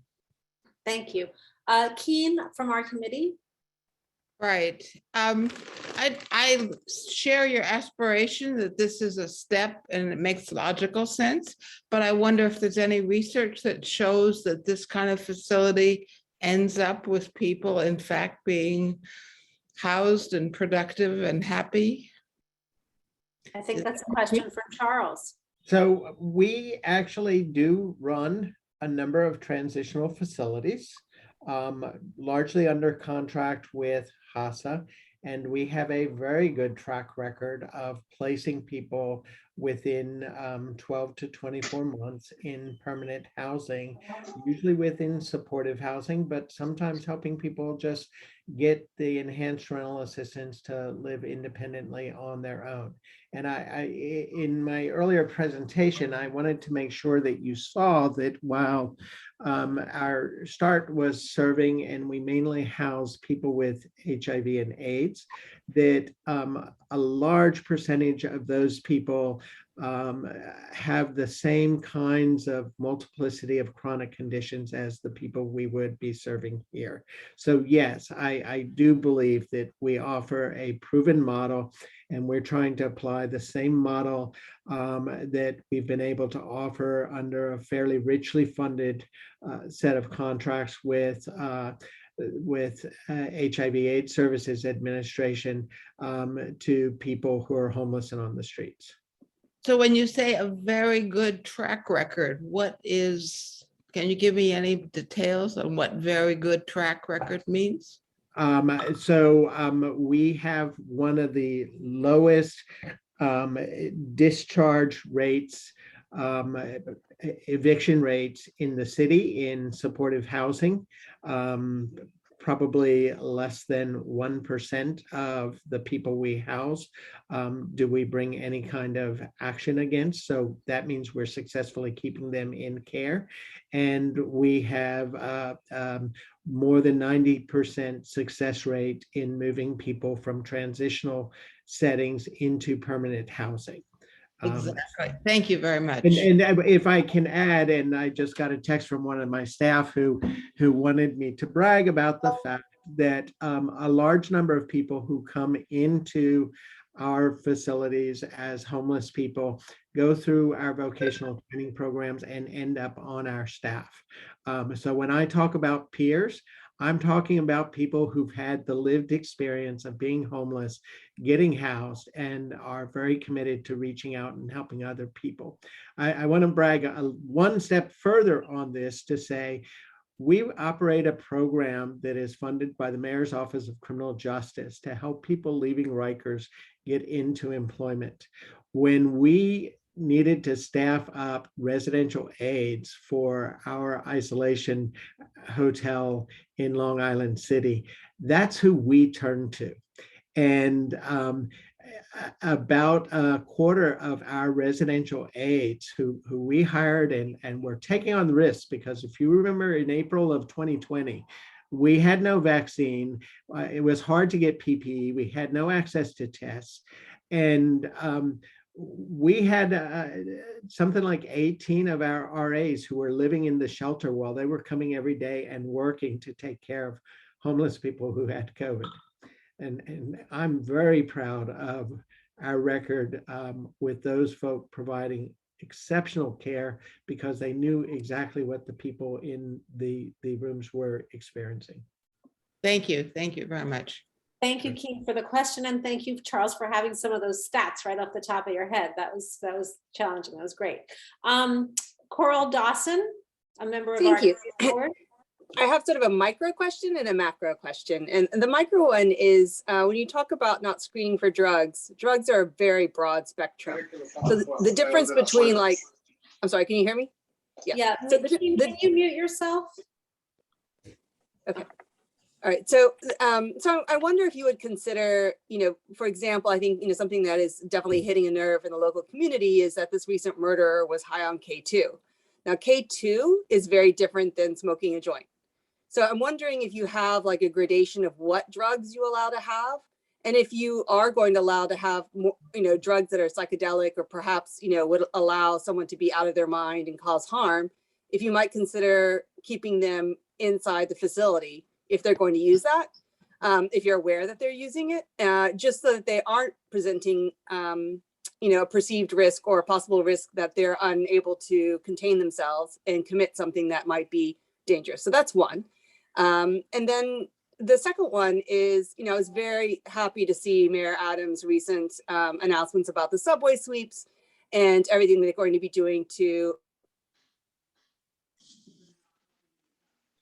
I think we lost you. Coral? Let's just start with the first question. You're not making. So the question is, sorry, would you then be having only the people that are not having real mental issues, because they would be going to psych beds by the new city policy? And this is more of a DHS question, and taking people then that aren't, not a risk to themselves or others? Or are you planning on taking all? Because it seems sort of contradictory as to what's now being actually laid out by this new administration. So, I want to be, so first of all, with regard to your first question, if we're not searching people for drugs, we're not patting people down, we're not making people empty their pockets, there is a bit of a discovery process, right? But that's why we have so many residential aides and why we have them engaging people. Generally, when somebody is in our facility for any length of time, we know exactly what their drug using habits are, and we may actually be providing them with clean syringes and Narcan so that they're doing it safely.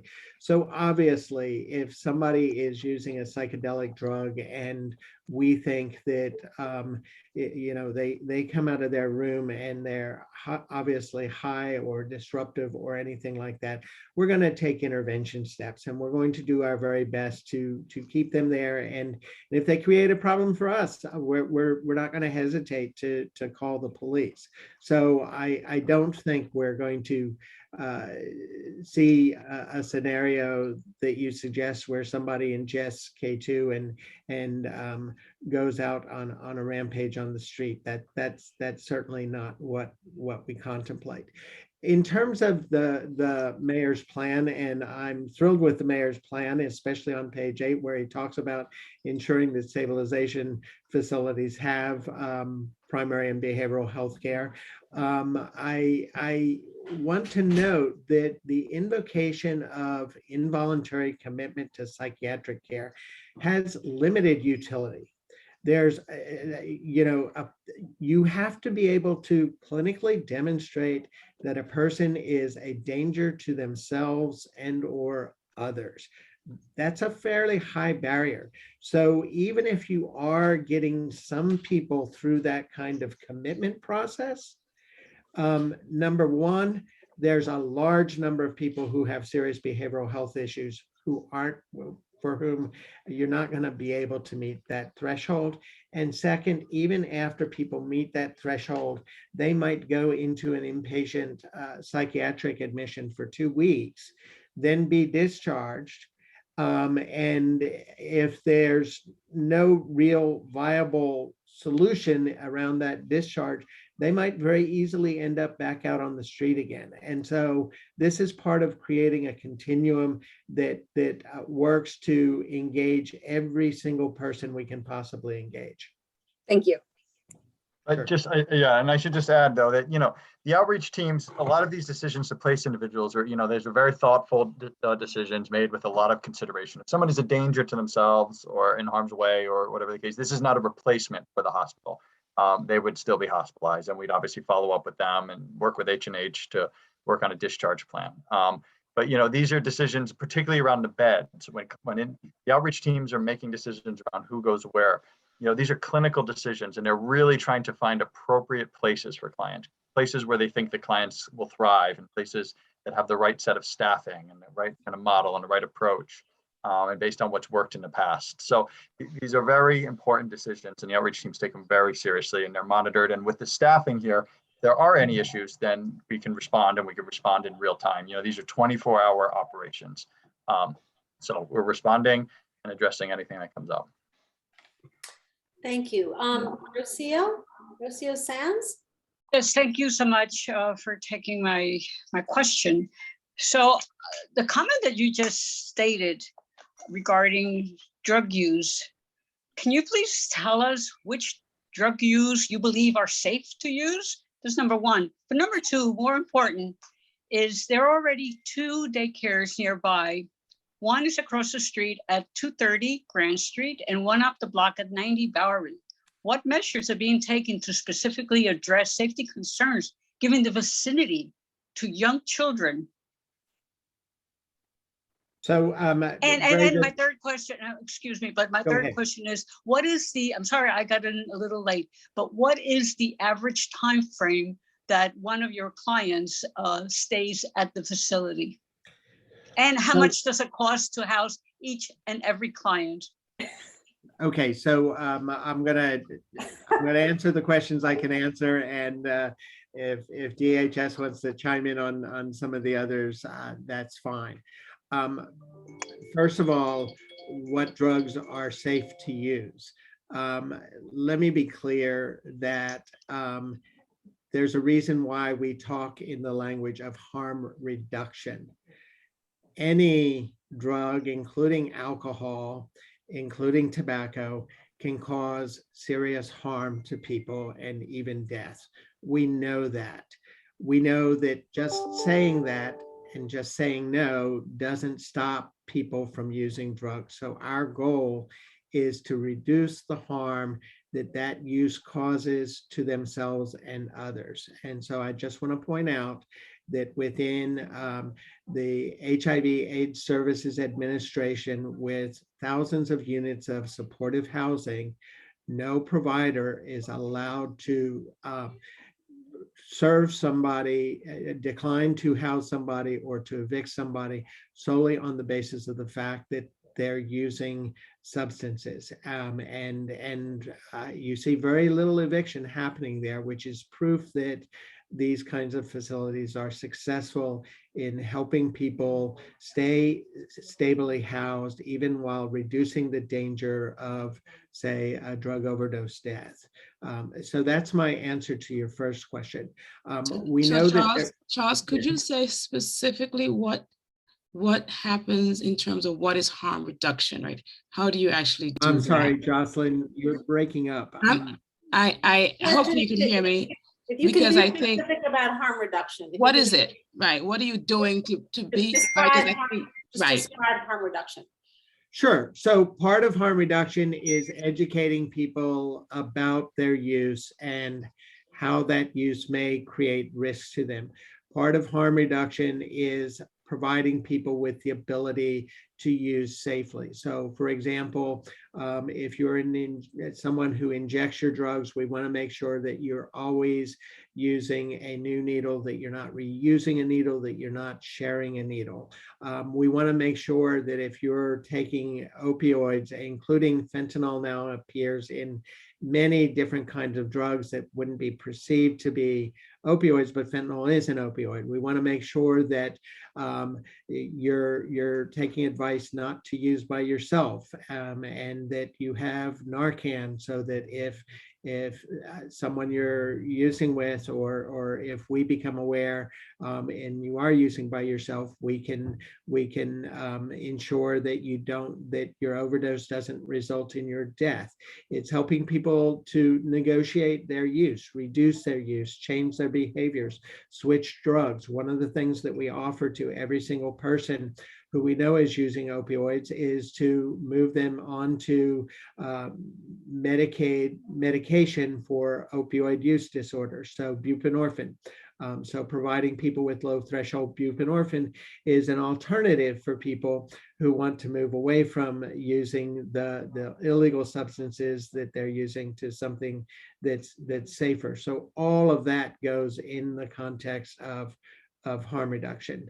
I'm happy to answer further questions on that. I do want to get to the issue of the fact that, I don't know where. Charles, can I just add one thing about the outreach perspective, maybe possibly not to cut you off, but so just how this looks from the outreach perspective is, not requiring abstinence is really what it's about. If our outreach team is engaging somebody, let's say in Charity Roosevelt Park, who is actively using, we're recognizing that if they're unable or unwilling to stop, we still think they can make positive changes. And so part of what this center is, and Charles's staff and his team is, it has a place to go. We're still willing to work with somebody who may still be using and can connect them to the treatment and connect them to the services. and work with them in spite of the fact that they're still remaining to use, still using, as opposed to saying to them, you stay outside until you stop and then you can come in. So the point of this service is to draw them in and still work with them and get them connected, again, to treatment care services, and to have, clinicians and medical staff and peers who can engage them, meet them where they're at, and monitor them and assess them and evaluate them and just get them connected to the services they need in a very Yeah, I want to repeat, I don't know if you were on when I bragged about this earlier, but syringe exchange programs, and Housing Works was one of the first operators of a syringe exchange program in New York City under the approval of the AIDS Institute. Syringe exchange programs, there are 28 of them around the state, and they are the leading source of voluntary referrals for people into drug treatment. So it really does move people along the continuum as Shane suggested.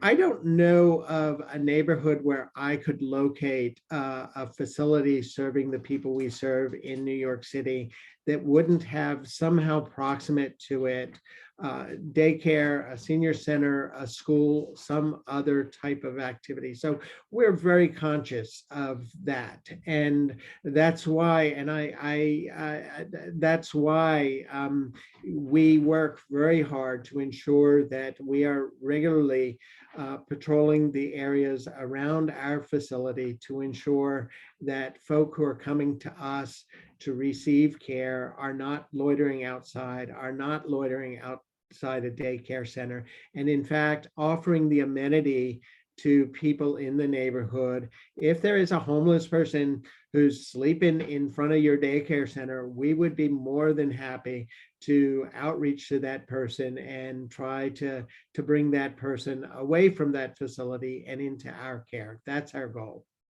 Thank you. You asked a third question that I don't think I have the capacity to remember or answer.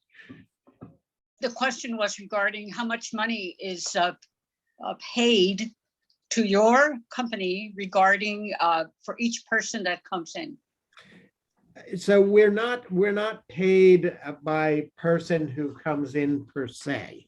We operate on a service contract that a part of it is performance, I believe, in this contract. Shane, you can correct me if I'm misstating, or my own staff can correct me, but by and large, it's a cost reimbursement contract. But there are expectations. So if somebody comes and stays with us in the facility, there's an expectation that within 12 months, we're going to move that person into permanent housing. That has actually been made much easier by a change in policy that involved the city council, the former mayor, and DSS. That will now allow us to lease apartments in the community for these folk at up to 110% of fair market rent. So it's going to open the market a lot more than what we had before when the city wasn't reimbursing at the fair market rent level, and it was very hard to convince landlords to rent to folk. My other question was, what is the time frame when somebody enters your facility and to get them into permanent housing? That's that I thought I answered that, but is that the 12 months? Yeah, the expectation is that within 12 months, we're going to have stabilized that person and worked with them to help them find a permanent place to live. Thank you. Okay, thank you. Adam, I see that you have another question, and then we'll move farther afield. Sorry, last question's about the fair share process. Couldn't answer this online myself. Are fair share reports published for each new site or for the whole city? How frequently are these published, and where are they published? Thanks for following up on the fair share. So I also, I think you were the one who asked about if like waste transfer stations are included. So I was just reviewing. So we do include things like rail yards, commercial parking garages. So I believe a waste transfer station, to your example, would also be included. Fair shares are required by the agency prior to the opening of a facility They are submitted by the agency to the mayor, to the local elected officials, and to the community board. Oh, I didn't know that. Thank you. Does that answer your question, Adam? It does. Thank you. All right, thanks. So now we are going to open it up to the public, and it's a little bit cumbersome. So this is what I'd like to do. Sorry, I actually wrote some notes, but I'm going to forget everything. We're going to invite people to use the raise hand function. I'm going to ask first that people who are members of Community District 2 raise their hand and not in other community districts. We're going to try to get to the other ones as well, but I need to prioritize CB2 because we are representative body for that administrative boundary with all its limitations. When we call on you, if you need your question translated, please just let us know if you need Cantonese or Mandarin. You can say your name and say Cantonese or Mandarin. It's going to be a little more cumbersome and more time consuming to do it. So just keep your remarks tight if you can. We'd like to try to keep everyone to 2 minutes. We'll see how many people want to speak. If it gets to be a lot of people who want to speak, we may shrink the time down just so that everyone can get their voice in. And also, when you speak, please identify yourself by name and where you live. And you don't have to tell me your address, just like your zip code or something. Okay. So Susanna, yeah. may I ask one last question, please? Yes, Larocio, what? So New York State Penal Law 220.44 makes it a Class B felony if you sell drugs within 1,000 feet of any child daycare center or educational facility. How will they enforce this law? Will they enforce this law? Sale or use? So first of all, we will absolutely prohibit the sale of drugs inside our facility, and we have a good record of enforcing that, including involving the police if we have to. I was asked earlier about how we keep from attracting drug dealers to the neighborhood. And frankly, that's by working very hard to ensure that people who are using our services aren't out on the streets in the immediate vicinity of the facility. You know, the drug dealing happens all around us. Obviously, we can't control that. If we could, we wouldn't have the issues that we face. The police can't completely control that. But what is happening within our premises, we do our very best to stay on top of and work very hard to ensure that we're removing a burden from the neighborhood instead of imposing one. Thank you. What we're going to do now is we will go to the public. I will say your name, Josh and Eva, you'll help us figure out how they get to their questions translated if they need that. And here we go. So the first person I'm going to allow to talk is Eng Pan. And wait, I should just say, if I mispronounce your name, please be kind. Eng Pan. Hi, I'm located at Elizabeth Street. I just want to know, statistically, have you shown that when you have these programs or shelter, wherever you call them, where it decrease the crime rate around the area? Thank you. That's a great question.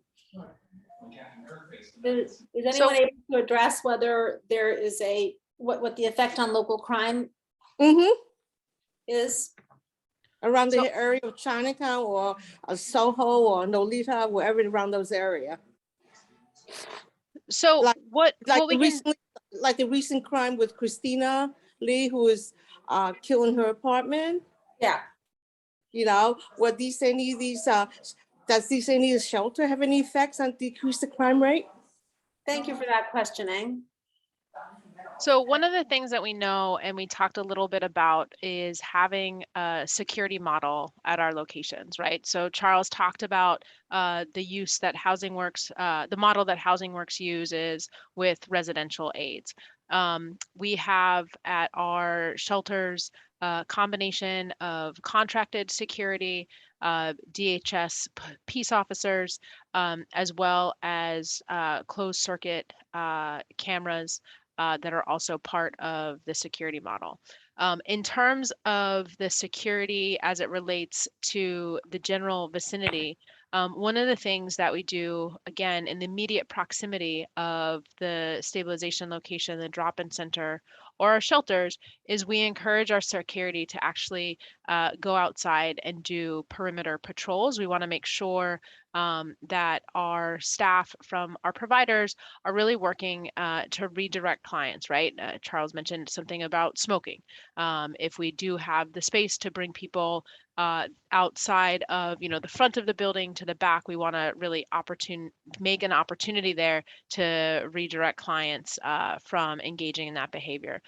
In regards to studies, I am not familiar with any particular studies. What we focus on is the work that our provider does in the community, in building the relationships with the local business owners, and really making sure that there's on-site contact for the community to be able to call if they're concerned about something of somebody who might be perceived as a client, or if not, to be able to work with our homeless outreach unit to get folks out there to be able to respond to folks who might need assistance.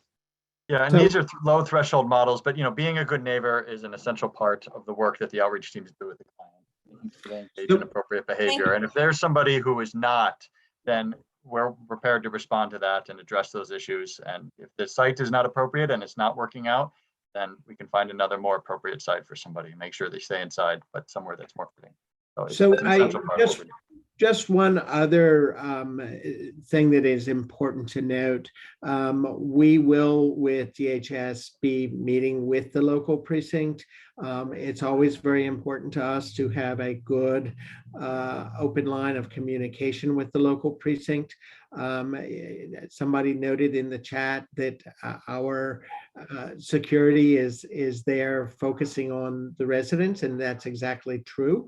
But that's why we have a police force to protect folk who are in the neighborhood. So we want to make sure the local precinct knows exactly who we're serving, what type of services we're offering, and have them available if we need any assistance from them, as well as if the community has concerns to be able to reach out to the local precinct. Thank you. I didn't mention, and Ken, your question was short. We're going to try to keep people to 2 minutes. Adam Zeldin, who is kindly working with us, even though he has an enormous project that he has to do by tomorrow, will help me with timing. Let's see if we can just, if we need to pull out the stopwatch, or if we're able to just do it on our own. I'm going to move on now to Edward Kucha. And I'm allowing you to talk. There you go. Hi, how are you? Thank you. Can you hear me? Yes. Hi, well, this is actually a question to the DSS folks. And I'm really directing this as to fair share. And I want to let this community board know, first of all, I live on the corner of Mulberry and Canal on the north side. So I am indeed in your community board. So thank you for that. I would like to let the community board know how many shelters we have in Chinatown. Now, you are correct. We do not have that many, if any, shelters in Community Board 2, but we have a lot in Chinatown. They are at 5 Allen Street, 6163 Christie, 78 Catherine Slip, the Bowery, there's 220 Bowery, 90 Lafayette. Here are the proposed shelters: 91 East Broadway, 47 Madison, 349 Canal, and 231 Grand Street. That's 9. I believe they're adding one more. That's going to be 10.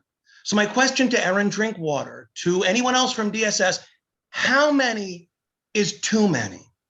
And let's add in the mega jail, the demolition, which is going to destroy the entire west side of Chinatown, and the construction, which is going to continue to destroy the west side of Chinatown. Let's ask, how many is too many? Where is the fair share? Mr. King, you make a great, it sounds wonderful what you're doing. And if there was one shelter in Chinatown, great. Wonderful.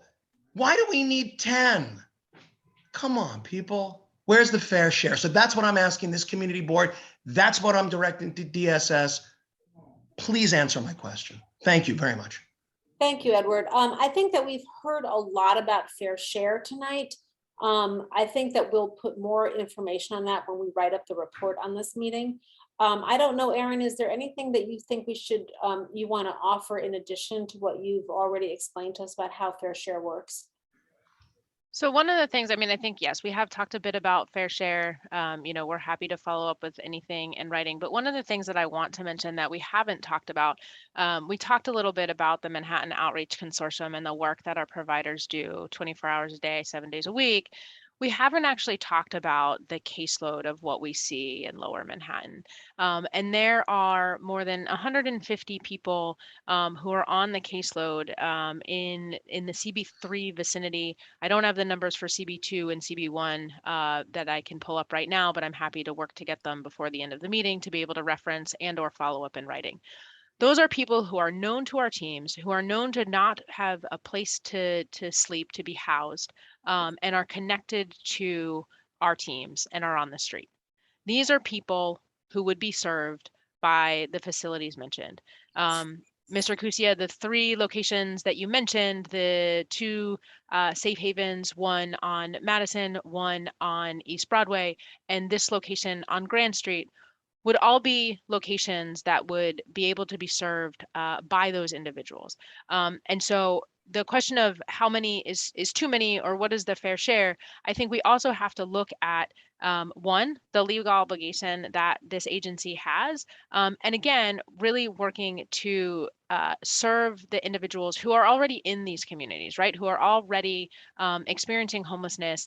And, you know, folks have addressed this, the concern that they have about Sarah Roosevelt Park or the subway stations and things like that. So I do hear the question. We're happy to follow up with additional detail in writing, but I did think that that was important to share with the community here tonight to know what we're talking about and who we're trying to serve here. Thank you. Let's move on to Jay Locke. So I think other people have mentioned this, but I don't know if we ever got a real kind of answer to this. So someone else said, I think it strikes a particularly raw nerve that the news of this new location is happening now, right after what happened with Christina. And given that her murder came from a shelter, Bowery Mission, which is also very nearby, and this is literally 2 blocks away from where it happened. So I guess the first part of my question would be, how would you have prevented this from happening if Samet Nash was one of your residents? Question number 2 is, and I don't know if this, I guess this is a question, but I live and work walking distance. I barely have to cross a street from where this location is. So I've kind of seen it as a shelter over the past 2 years, while it was there and while it was not there. And my observation as a resident, my experience, which I think is part of what jars a lot of people from what you're speaking, doesn't match what you're saying, which is that the quality of life noticeably went down when the shelter was there. And in the months since it's left, it's noticeably gone up. Streets are covered with trash, people getting harassed on the streets, public urination, defecation. I mean, people in my building that I live in, you know, many people have experienced people kind of cursing at them, following them. It's just, you sound very confident, but that doesn't mesh with what I lived with the past 2 years. So again, my question would be, how would, you know, you say that you're going to do patrols, but it also sounds like you never force, or you never enforce anything. I'm not sure if you have the authority to either, to control the behavior of your residents. So I'd like to know how you somehow would be different. Thank you, Jay. So sure, happy to respond to both of those questions. Look, the individual who has been accused of this murder, to my understanding, a homeless person with serious behavioral health issues, including substance use disorder, who was, even though he may have been staying in a a shelter was disconnected from care. Our whole agenda is to get people connected to care. You're not going to reduce the problems that come associated with severe mental illness or with severe substance use disorder without making those connections. So leaving people out on the streets without those connections creates a far greater risk to the community than engaging people and getting them connected in care.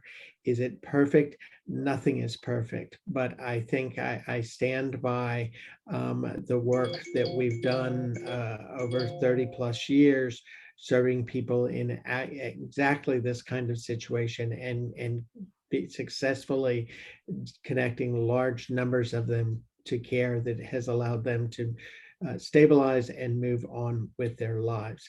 In terms of the neighborhood and what I'm describing in terms of Housing Works facilities, again, I can only invite you to visit any of our other facilities. You will not see we have one at 9th Street and Avenue D, 36 studio apartments and a day center that serves and primary care that serves hundreds of folks, including many people who use illicit substances. You will not find people loitering on the street. You will not find drug dealers hanging out in the neighborhood.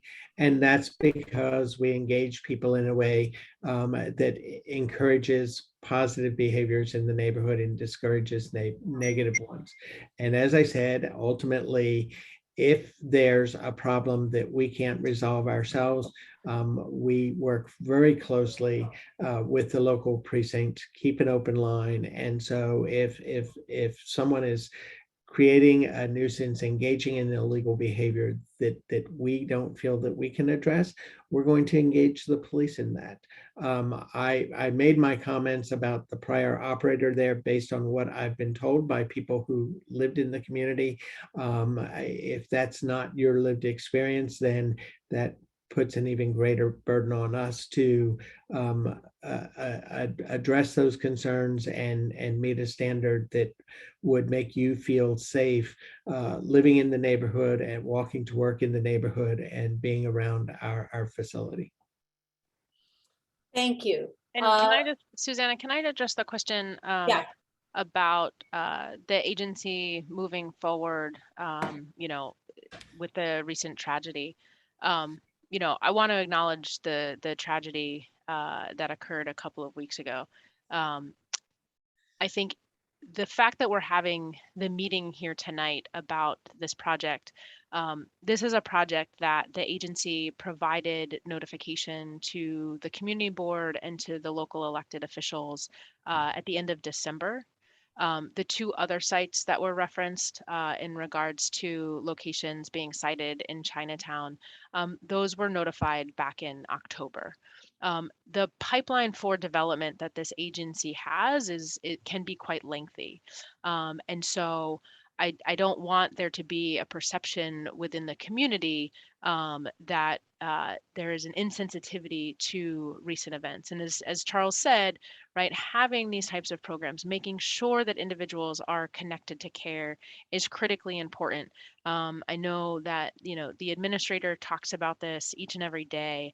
Her experience working for this agency for, 3 decades doing this work. So I just wanted to point that out because I think it is important that, the timing of the meeting was certainly after the tragedy that occurred. But the process of bringing these online and the notification happened before that tragedy did occur. Thank you. Just one, and nothing about notification or shelter, just the fact that the murder happened is hard for all of us. And I know it's hard for the community. And we recognize that. And that really is what's happening in terms of mental health and the need for mental health. And the need to be able to connect people to care, which is what Housing Works in Charles facility will be doing. But we do recognize the loss and the difficulty of coping with that loss. And so it is hard for all of us. And, we did, not to make an excuse that we're here right after and before, but it really is hard for all of us. And because it does connect and it does feel for all of us and for all of you on this chat, how difficult that is. So I do want to recognize that. And I think that there's just a general feeling in the public, maybe in this sort of still COVID, post-COVID, who knows where we are, concern about, the streets look a little scarier, the subways look a little scarier, and there's a feeling that people with mental illness are just not being taken care of, and that the existing system that we have is not really serving them well enough, and hence also not serving us well enough. Yeah, and I think the governor's, the governor's proposal, or excuse me, the mayor's proposal, along with the governor a couple of weeks ago, in terms of the subway plan, is going to be very important in addressing that. But I think also it's really important to point out, I mean, COVID had impacts across the system in terms of resources that were otherwise available to individuals who are experiencing homelessness. Unfortunately, many people who are experiencing homelessness rely on emergency departments. Because of COVID, that resource, whether appropriate or not, was no longer available to those individuals. Furthermore, in the last 3 years, there's been 1,000 state psychiatric beds closed, 600 of which are in New York City. We're seeing the implications of those decisions across the city, and having a resource-rich environment like the one that Charles and Housing Works has proposed for this location will benefit individuals who are otherwise disconnected to care or disconnected from the right type of care. And so I think that that's also important to just recognize. Thank you. Just a little time check here. It's 8:45. At the moment, I have 9 people signed up to speak. If we stick to that number, that we're doing great. If more people decide that they want to speak, this will go later. I would love this not to go past 9:30. I don't think anyone wants to spend their entire night here. But these questions have been really good and fruitful. And so let's keep going. Austin Wu. Hi, thank you for letting me speak. So Erin just mentioned like there were like 1,000 beds that were just taken away, and you have these people out on the streets, right? And you're having these,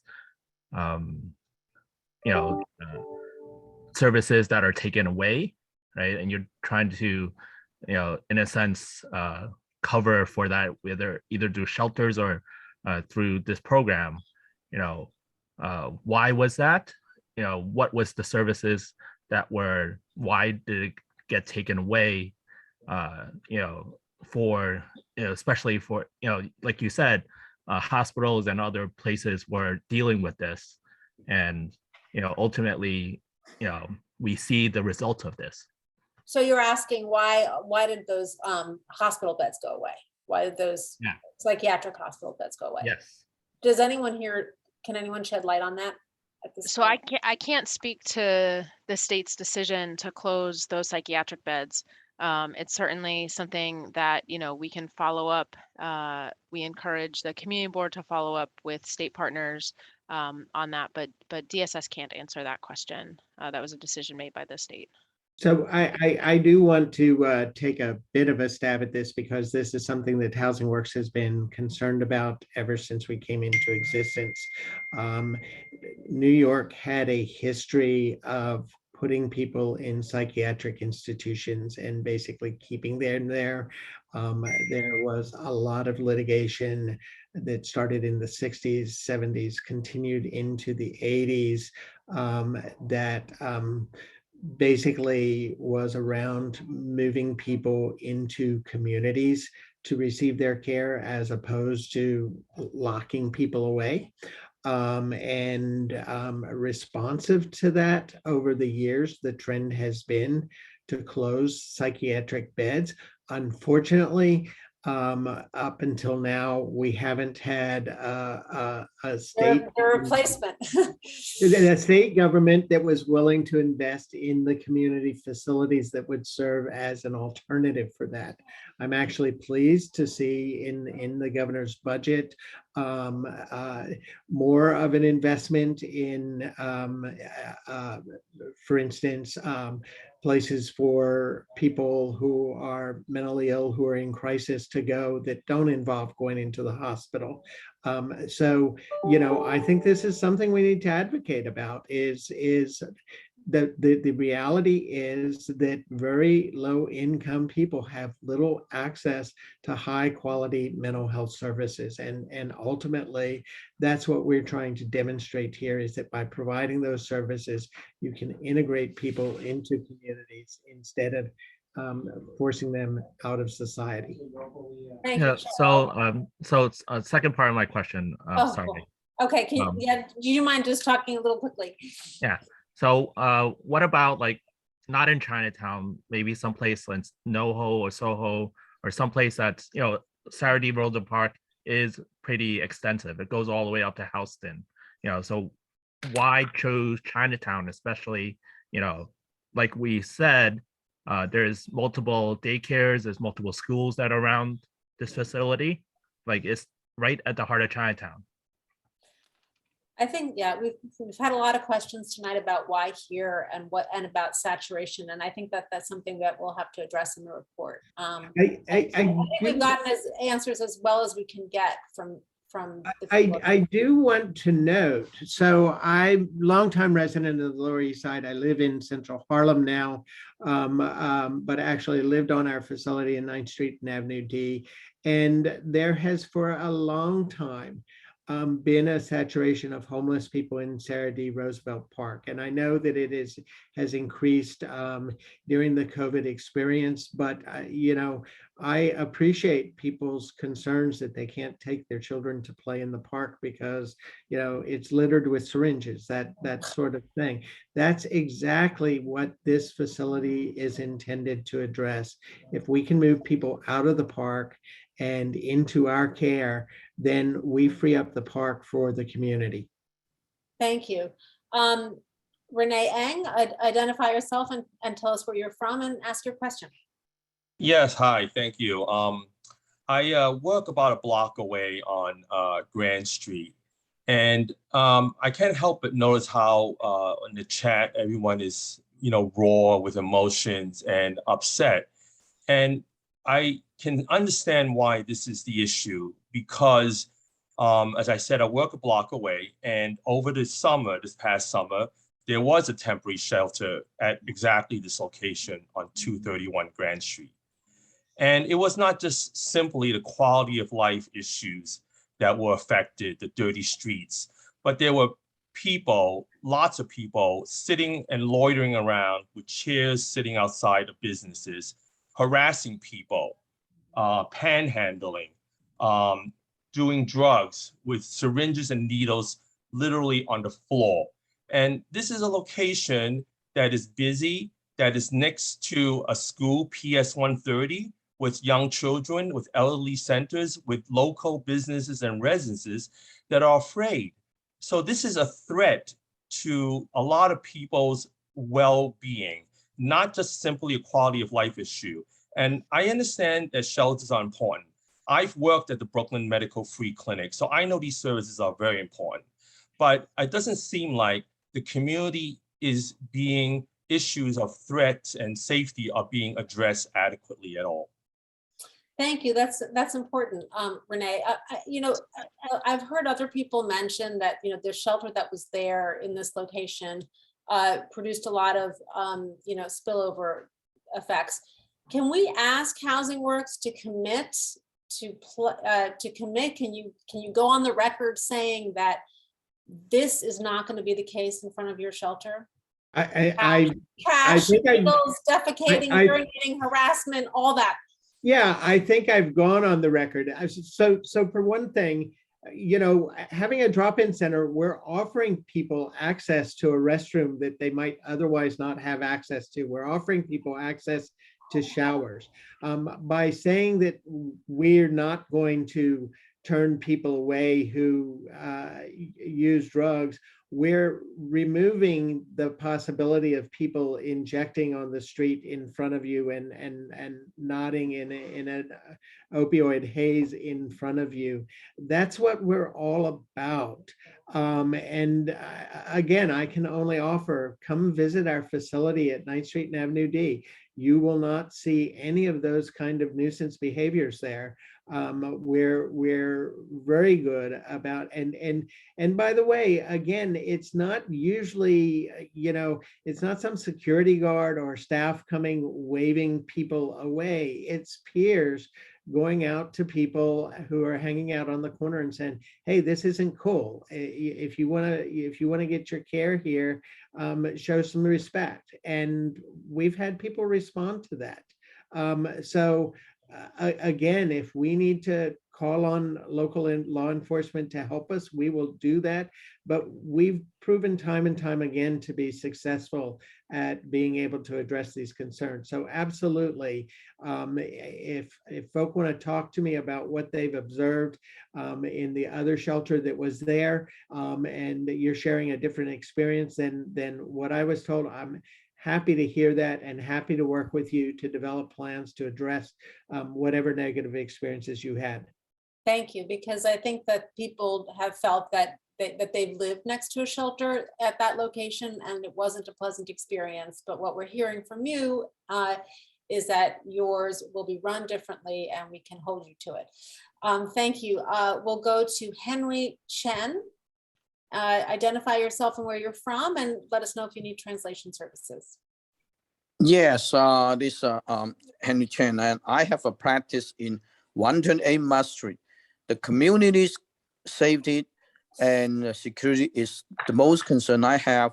I do have few questions in here for everyone, particularly those elected officers, the board member, and Mr. King and Erin. So I want to ask you, how many of you have actually went out to the Chinatown area to find out how many homeless people are there? And then have you ever walked up to the apartment of those senior people, the disabled people who live in the so poor condition? Have you talked to them? Have you asked them? As you compare these two numbers, from my experience, I walk on the street all the time. I provide medical service to all these people living on the top floor, the 4th floor, 5th floor, without elevator, disabled, senior, living alone. Some people over 100 years old. But have you do this? I have been seeing all these people, but in my eyes, I only see less than 10 homeless people walking around in Chinatown. But I have seen this thousands of people living in the so much poor condition. If we have the money, why can't we use this money to improve the living environment of those senior, the disabled people, right? Thank That's you. first question. And then you have 20, I'm sorry, Mr. Chen, you have 20 seconds. Okay, my second question is why we see so many homeless and so many shelters in New York. We are the richest country. New York City is the financial center of the entire world. If you see Russia, Ukraine, they're infighting. Do you see they have that many homeless people, that many shelter for those Russian and Ukraine people? No. When you compare, we are so proud to be American. We're so proud to be New Yorker. But why we create so many homeless here? Because our politicians create them. Guys, thank you. I'm sorry. We are so proud, a New Yorker. Mr. Why Chen. we have so many shelters? I'm sorry, your time is up. I have to mute you. What I hear coming from that are two rhetorical questions making two important points. One is that Mr. Chen feels that the need for housing is more critical among senior citizens in Chinatown than it is for homeless people. And then the other one is just a broader question about why is there so much homelessness. So if I could just very quickly, yes. I don't think the two are mutually exclusive. I think there is a reality Listen, I've been doing advocacy around homelessness, particularly homelessness for people with HIV, but around homelessness generally for more than 30 years now. And historically, our city and state governments have not invested in the kind of very low income, affordable housing that we need. That's just a reality. And no single administration is going to be able to tackle it all at once. But the reality is we need much, much more in the way of very low income, affordable and supportive housing. And I couldn't agree with you more, Mr. Chen, and more than happy to join in advocacy with you for that, whether it's elderly people living in Chinatown who don't have quality housing or homeless people who are living on our streets. Thank you. And I'm Mr. Chen, I'm sorry to cut you off. It's just that it's 9 o'clock at night and there are a lot more people who want to speak. So we really have to, for the fairness of everybody, we just have to stick to this time schedule. Renee Eng. Yeah, I spoke earlier on. Okay, I'm sorry. I saw your name there. I just didn't want to forget you. So you're okay, Yeah. right? Well, I mean, I don't think my question was completely answered. I hear what Mr. King is saying. I don't disagree with homeless shelters and to help people, but I think it's a little bit Pollyannish given what we've actually seen in the community of 231 Grand Street over the summer when this was a shelter for those people. It was a threat to the citizens in that area. Absolutely. Thank you very much for that comment. We're going to move on to Herman Lamb.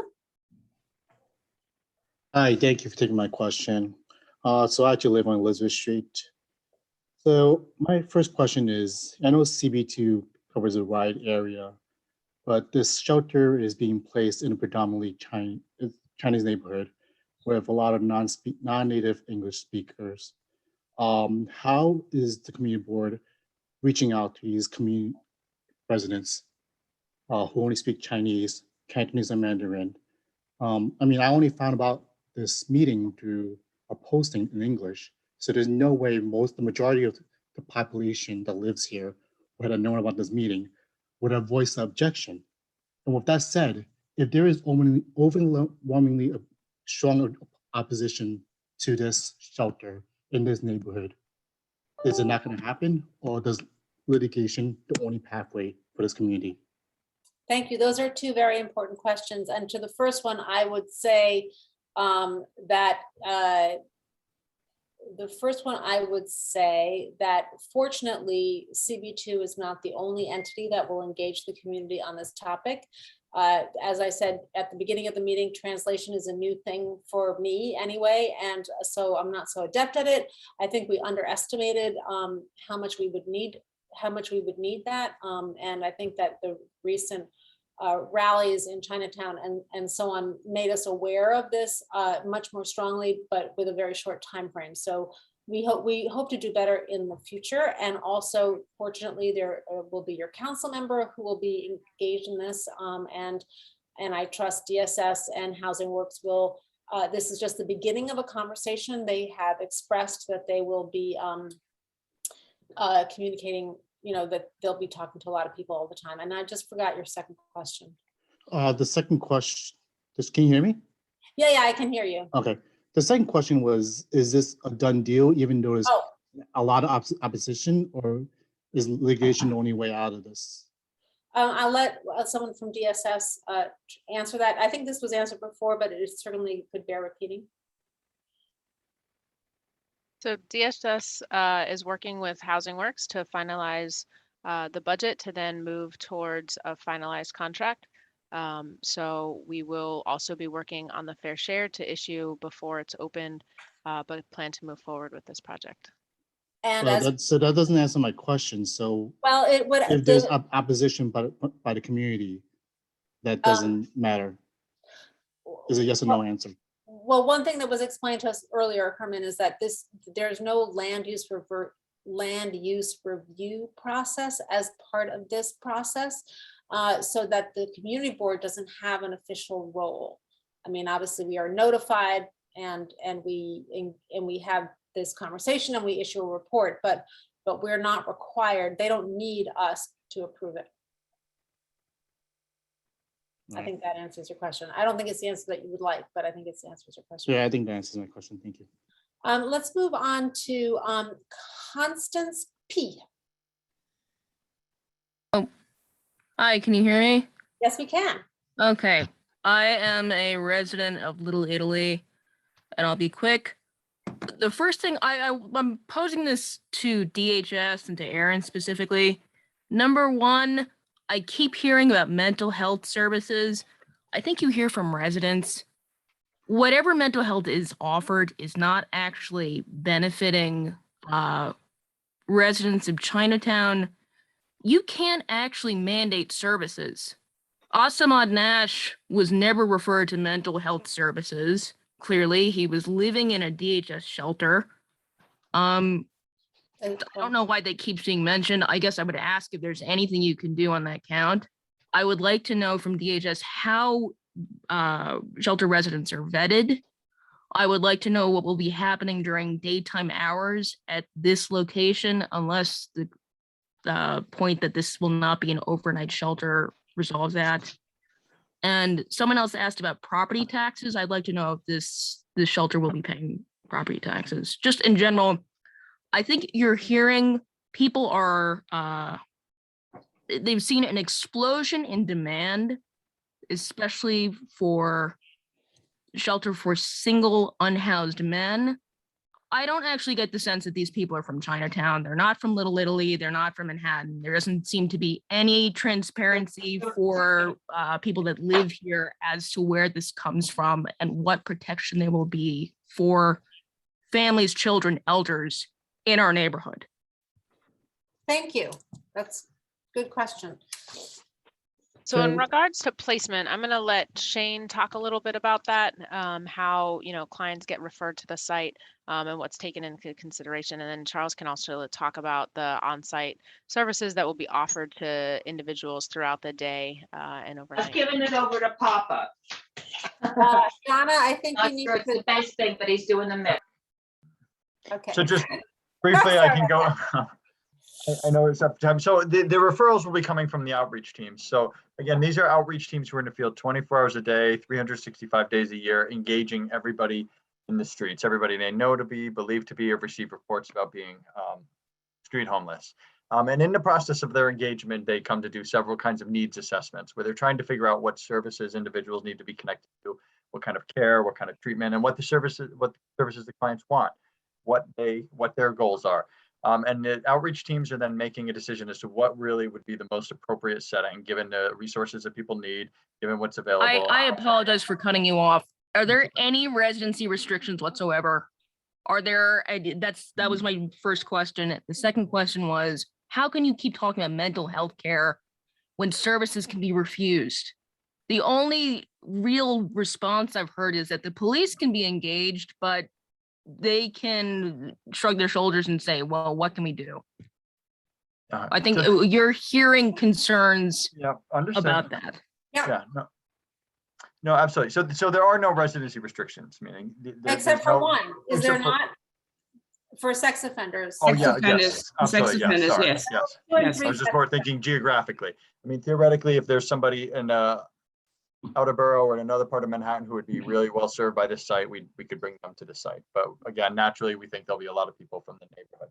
And in terms of mental health, I mean, again, the way we have found to resolve the issues of people being on the street is this kind of flexible model, this engagement model that we use, and providing the services on site and having a welcome, warm environment with rich resources, as Aaron discussed, and as Charles has been going through. Those are the kind of services that we can use to build trust with clients, so they can come in and use our services and accept the services and be willing to stay inside and get connected to treatment. I mean, that is really the best way we found.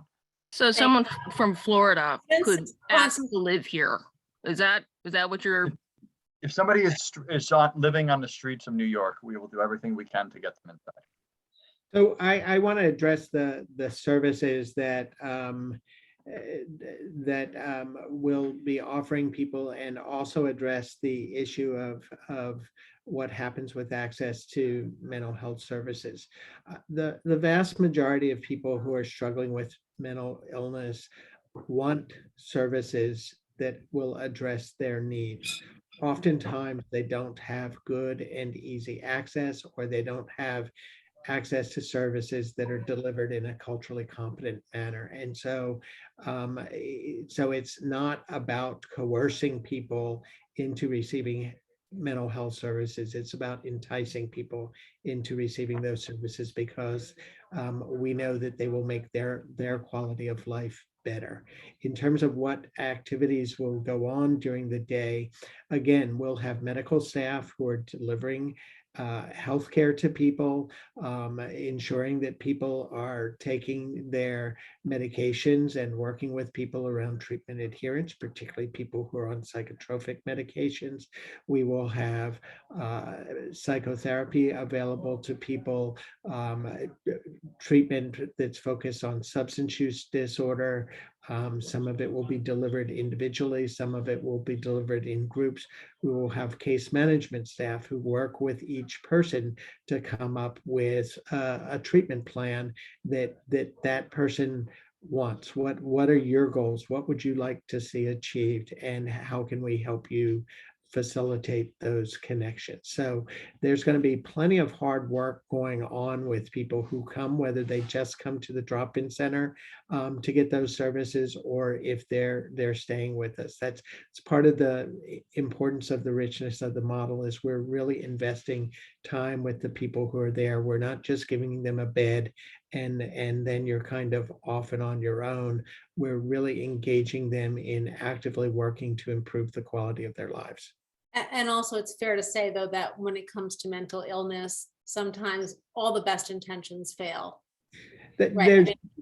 So there's no question. It's and in fact, if you look at the mayor's homeless safety plan, he does have plans to increase the number of people who are trained and credentialed to be able to petition for commitment to psychiatric units.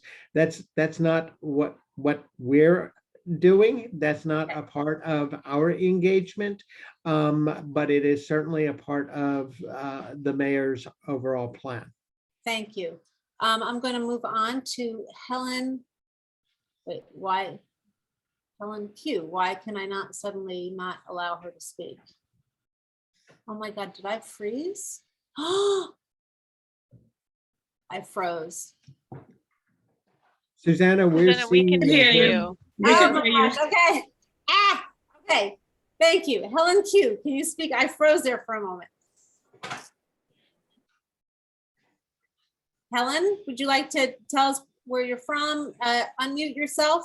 Tell us where you live, and you have 2 minutes.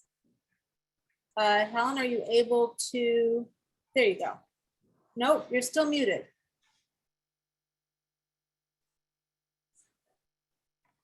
Helen? All right, I'll move on to the next person. Hello. There you go. Go ahead. Thank you. Thank you, Susanna. I feel very distressed to attend this meeting because Charles King and Aaron Drinkwater and Shane Cox, Lanani, they are all given unrestricted amount of time to speak and talking down to every community member who are present here. And whatever we said do not matter. It seems like we are having a show here, that we are just speaking out what we care about, and then you guys are speaking on different spectrum, not responding to what we said, continuing your path, and afterwards, you guys will say, we hear from the community, and then we communicate it. This is not called communication. This is called announcement. Because there was no engagement. There was no engagement, Susanna. There was no engagement from DSS, from the community. Our community did not have a chance to tell the DSS, no, don't proceed. And guess what? DSS just continued to proceed. And Shane and Charles are just lawfully talking about plans of how to help people, as if we don't like to help people. No, we care about people too. We do. But guess what? We cannot have 10 shelters within 1 mile distance. So that is what we are talking about. Why are we not addressing the problem? Why are we talking about whether we want to care about homeless people? Everybody wants to care about homeless people. Who among you can raise your hand and say, I don't want to care about homeless people? Everybody who is here, 178 people here, we all care about homeless people. That is not the issue. The real issue is our community cannot take any more homeless shelters. If you want to make the money off homeless shelters, do not make it off our community. I don't mind if you want to make money off it. That's totally fine because everybody got to make money, right? But don't make money off our community. That is our clear message, and we want to acknowledge that. And I want this message to be recorded, and everybody will need to hear that. Thank you. Your time is up. But this is your opportunity to tell us how you feel, and you did, which is great. Yes, it's true that our panelists are speaking more than the questions, but they're here. We're not going to get to, that's what they're here for. They're here to provide information. And I can understand if you feel that that they're pitching you, but that's how this goes. We're going to move on to Judy Eng, and I apologize if I mispronounce her name. Please, oops, yeah, there you go. You got 2 minutes. Tell us where you're from and ask your question or say your comment. Hi, yes, I'm over on Bowery Street, not that far away from the site location. And I also have a question about the mentally ill. And also how, it's great to say that you offer services and that it's needed, and I don't think anyone's going to argue that, but what are your numbers in terms of successfully getting a mentally ill homeless person to agree to commit to getting help? Do you talk to me? Why don't you talk to me? Sorry, I gotta get Donna Raftery muted. Sorry, go ahead. What is the success rate of getting a mentally ill person? Right, and when you or your staff recognizes that there is someone there who's not going to commit and is clearly unstable, what specific steps do you take to ensure that the people of the community are protected? Very good question. Thank you. I think those are excellent questions. And so just in terms of our track record, as I said, we do operate transitional facilities under contract with the HIV/AIDS Services Administration. And we have been successful in moving more than 90% of those people, not only connecting them to services, but moving them on into permanent housing. Serving many of the people with the same kinds of needs that we're talking about serving in this facility. As to what we would do if there was somebody coming into this facility that we considered to be disruptive to the facility or disruptive to the neighborhood, and really a problem for us to serve. I think Shane spoke to this earlier. We would be reaching out to Shane and saying, hey, we've got someone placed here for whom we don't think this is an appropriate placement. We really can't serve this person here. Can you work with us to make alternative arrangements for that person? And I think we heard Shane earlier say that that's exactly the sort of intervention that they would work with us on. Thank you. We're going to move on to Lorraine P. Lorraine, you can unmute yourself and tell us where you reside or work and ask your question or make your comment. Lorraine?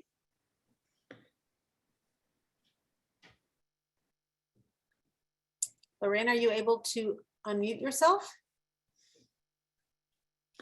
There was a question in the chat that I wanted to, two questions that I wanted to respond to. First of all, this is not a male-only facility. We will serve whoever comes to us, whether they're cisgender male, female, transgender male, female, We're there to serve people who are homeless living on the streets. The second, there was a But only question. adults, right? Is it fair to say? Yes, only adults? this is an adult facility, so it's only adults. It's not families with children. There was a question about property taxes, and I regret that I didn't address that when it was asked. I got asked a set of questions together. So long as the hotel is owned by the current owner, that owner will pay taxes on that property, as is typical for nonprofit ownership. Once we take ownership of the property we're entitled to and would petition for tax exemption, that otherwise what would be happening is we would be taking city contract dollars and using them to pay taxes to the city, which certainly wouldn't be a rational use of those funds. Great, thank you. So it's now 9:18. I still have 9 people asking questions. So let's see if we can take this super, super fast so that we can get out of here in 10, 15 minutes. I want to hear from everybody. Let's start with, we just heard from Lorraine P. How about Susan Lee? Oh, we didn't. Hi, this is Susan Lee. Thank you to CB2 Human Services Committee and to Chairwoman Aaron for this opportunity to speak. This afternoon, I personally delivered 970 petitions signed by members of the community, primarily within a 5-block radius of 231 Grand Street. Now, let me tell you, those signatures were collected in less than 48 hours. So it is urgent. This is a matter that is urgent to our community. Tonight, we respectfully ask the members of this committee to draft a resolution to recommend to the city to support keeping the hotel at 231 Grand Street as a hotel, not a shelter. It is a community asset that will be key to visitors and tourists as part of the revitalization of New York City and Chinatown. The governor has earmarked $20 million to make Chinatown a main attraction, which will help with the economic recovery of our community who has suffered from the offshoring of manufacturing industry, 9/11, COVID, and its lockdown.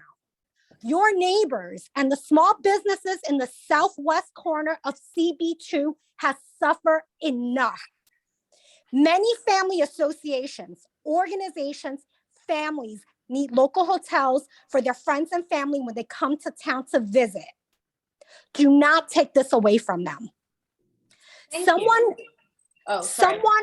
I'm almost done. Someone said to me that the local police officer was so afraid to enter the building when they got 911, 911 calls, and they waited almost an hour for the NYPD emergency unit to enter the building where Christina Lee was recently murdered.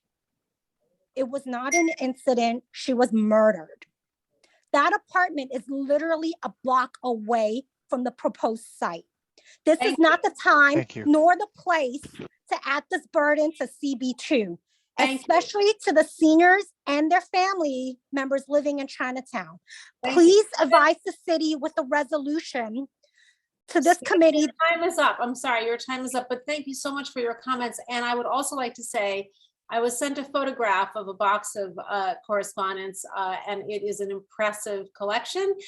Congratulations for getting that done, and I look forward to going through them tomorrow.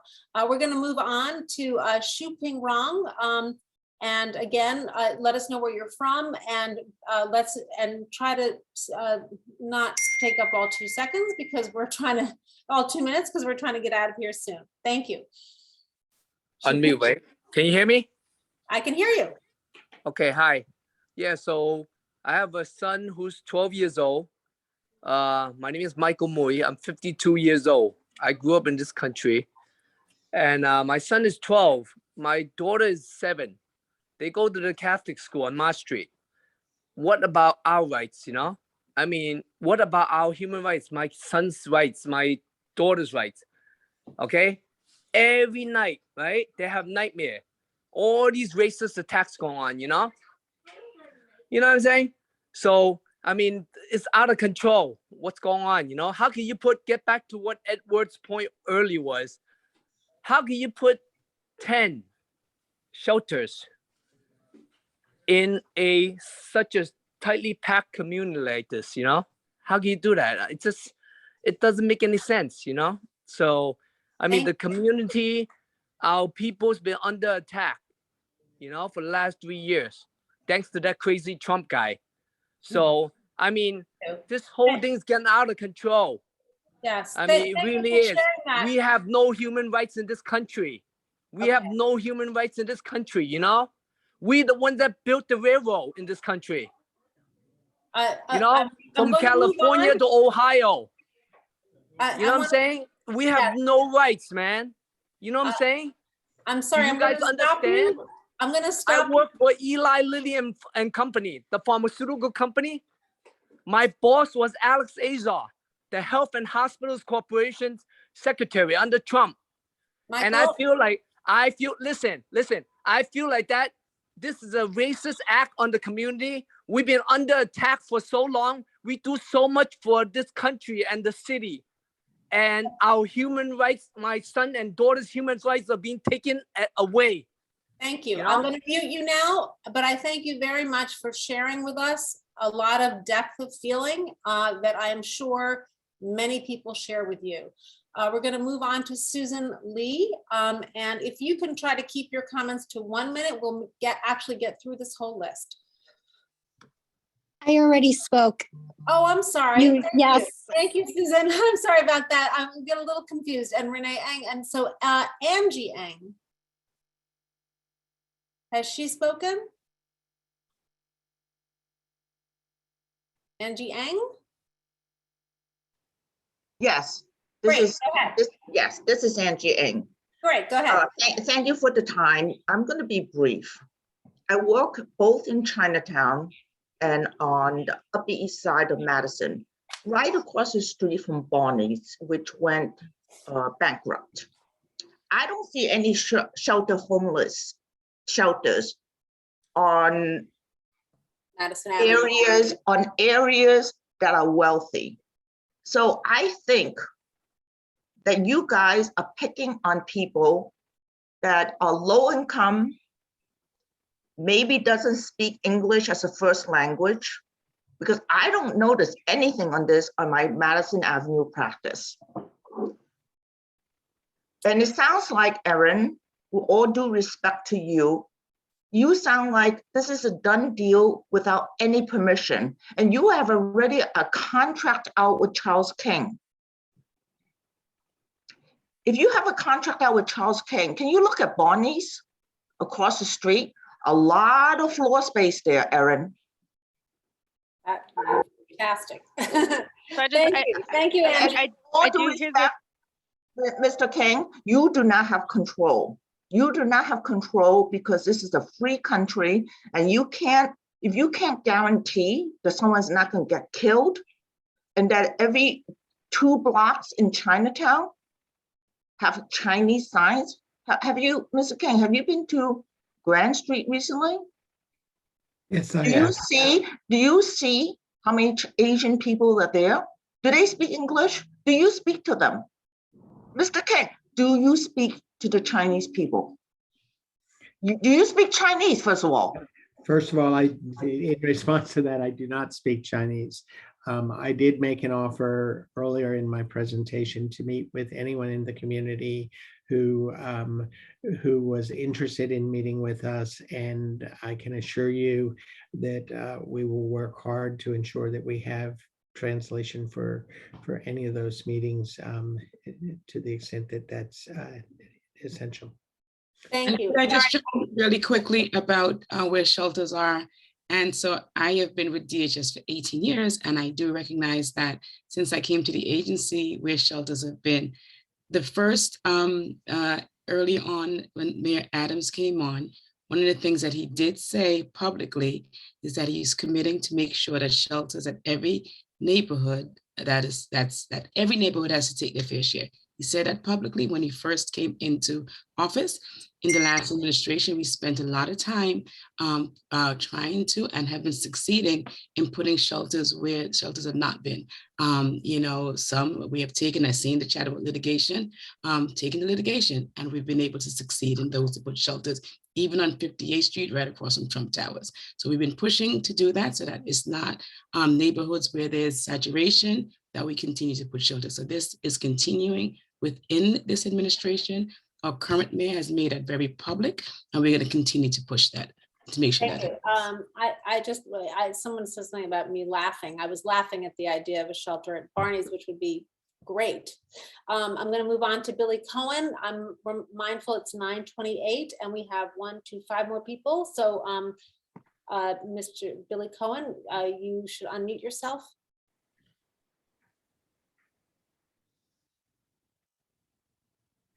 Billy Cohen, there you go. Go ahead. Yes, I live on the Bowery across the street from the hotel on Grand Street, and Chinatown, NoHo, Soho, the rezoning, the prison, community boards. The communities have no say anywhere. I'm actually CB3. I tried to save East River Park. There's no green space. They're just killing us down here. The small businesses are getting creamed, and nobody's helped even since the riots, and all the small businesses. I mean, they're hurting so badly down here. This is just another, and I think the program is great. I really, really believe in it. And I think mental health, but I did have some, and there are no voices heard anymore. But, and also, didn't the mayor just cut $61 million from social services budget? But in terms of mental health, why not, like when you say there's 24-hour services out on the street, I mean, is that just trying to get them somewhere? It's not actually bringing the mental health to them, right? Like, so why not have things like a van, you know, like mental health vans with shower, medical services and psychiatric services and meds, and they have a regular schedule and they go to the homeless people as a try to, you know what I mean? Like, why not focus on getting the mental services to the homeless people on a regular basis with a schedule, instead of trying to shove them in another neighborhood here? And then that, you know, like make something physical instead of just, you know, outreach is amazing that you're doing it 24 hours, but why not try to make it more efficient and actually doing something that works or might work, if you know what I mean? And if it's on a regular basis, then at least they know people can go. Like, do you treat the guys at Bowery Mission? Like, so maybe there's a series of clinics and vans and physical spaces that don't necessarily also have to be a homeless shelter. I think the model is great. I think it's not fair that everything is in Chinatown is hurting so badly. And it is a main entrance off the subway, and it's frightening now down here. You know, we had a man come up into our loft in the middle of the day. He broke through the door. We don't know how. My daughter was home alone. I mean, it's getting scary here, and I've lived here 45 years and it wasn't scary before. But it's the community voices are not heard. And I think more should be done to get the medical, set up clinics and get more mental health services to the people and health services. And also it was just a women's shelter originally. And anyway, I'm just thinking of ways to get mental health out to the homeless people and give them meds on the street, as opposed to having them come into shelter. Thank you so much. I can answer quickly. I know we're running short on time. Yeah. So while the ultimate goal is absolutely to get people inside where they can be safe, you know, with the outreach teams are out there 24 hours a day. They do have access to clinicians, and they do indeed work with street medicine teams. They do work with H&H show vans. So it's absolutely a good idea and something we do. The medical services are provided on the street as a way to engage people, but also to keep them safe, to do assessments on the street. So there's an array of resources that we do provide on the street. But again, the ultimate goal is to bring people inside where they can be safest and get the support they need, and their services on the street. But I mean, we're not safe. We're not safe, and we're inside, and we're not safe either. Billy, You know, Billy, I'm sorry, but we have to move on to the next person because it's past 1:30. But I sense your frustration, and I think that it's something that we hear a lot of. It's a constant source of frustration. You know, the concerns about homelessness and mental health. I'm going to invite Andrea Zhu, I hope I pronounced your name correctly. Yes. Andrea, go ahead. Hi, my name is Andrea Zhu. I am an ophthalmologist with a practice in Chinatown. My son goes to the daycare at 90 Bowery around the corner from the proposed site at 231 Grand. I hear a lot of talk about the panel up here, about engaging, about connecting, about cultural competency, reaching out to the homeless and the mentally ill. What about your outreach to our community? What has been done to communicate with us, to get engaged with us, to connect with us, to gain our trust? Because nothing you have said up here is doing anything of that nature. And going forward, how are you going to rectify this solution? Because obviously no one here is happy with what is going on the screen. It is a farce.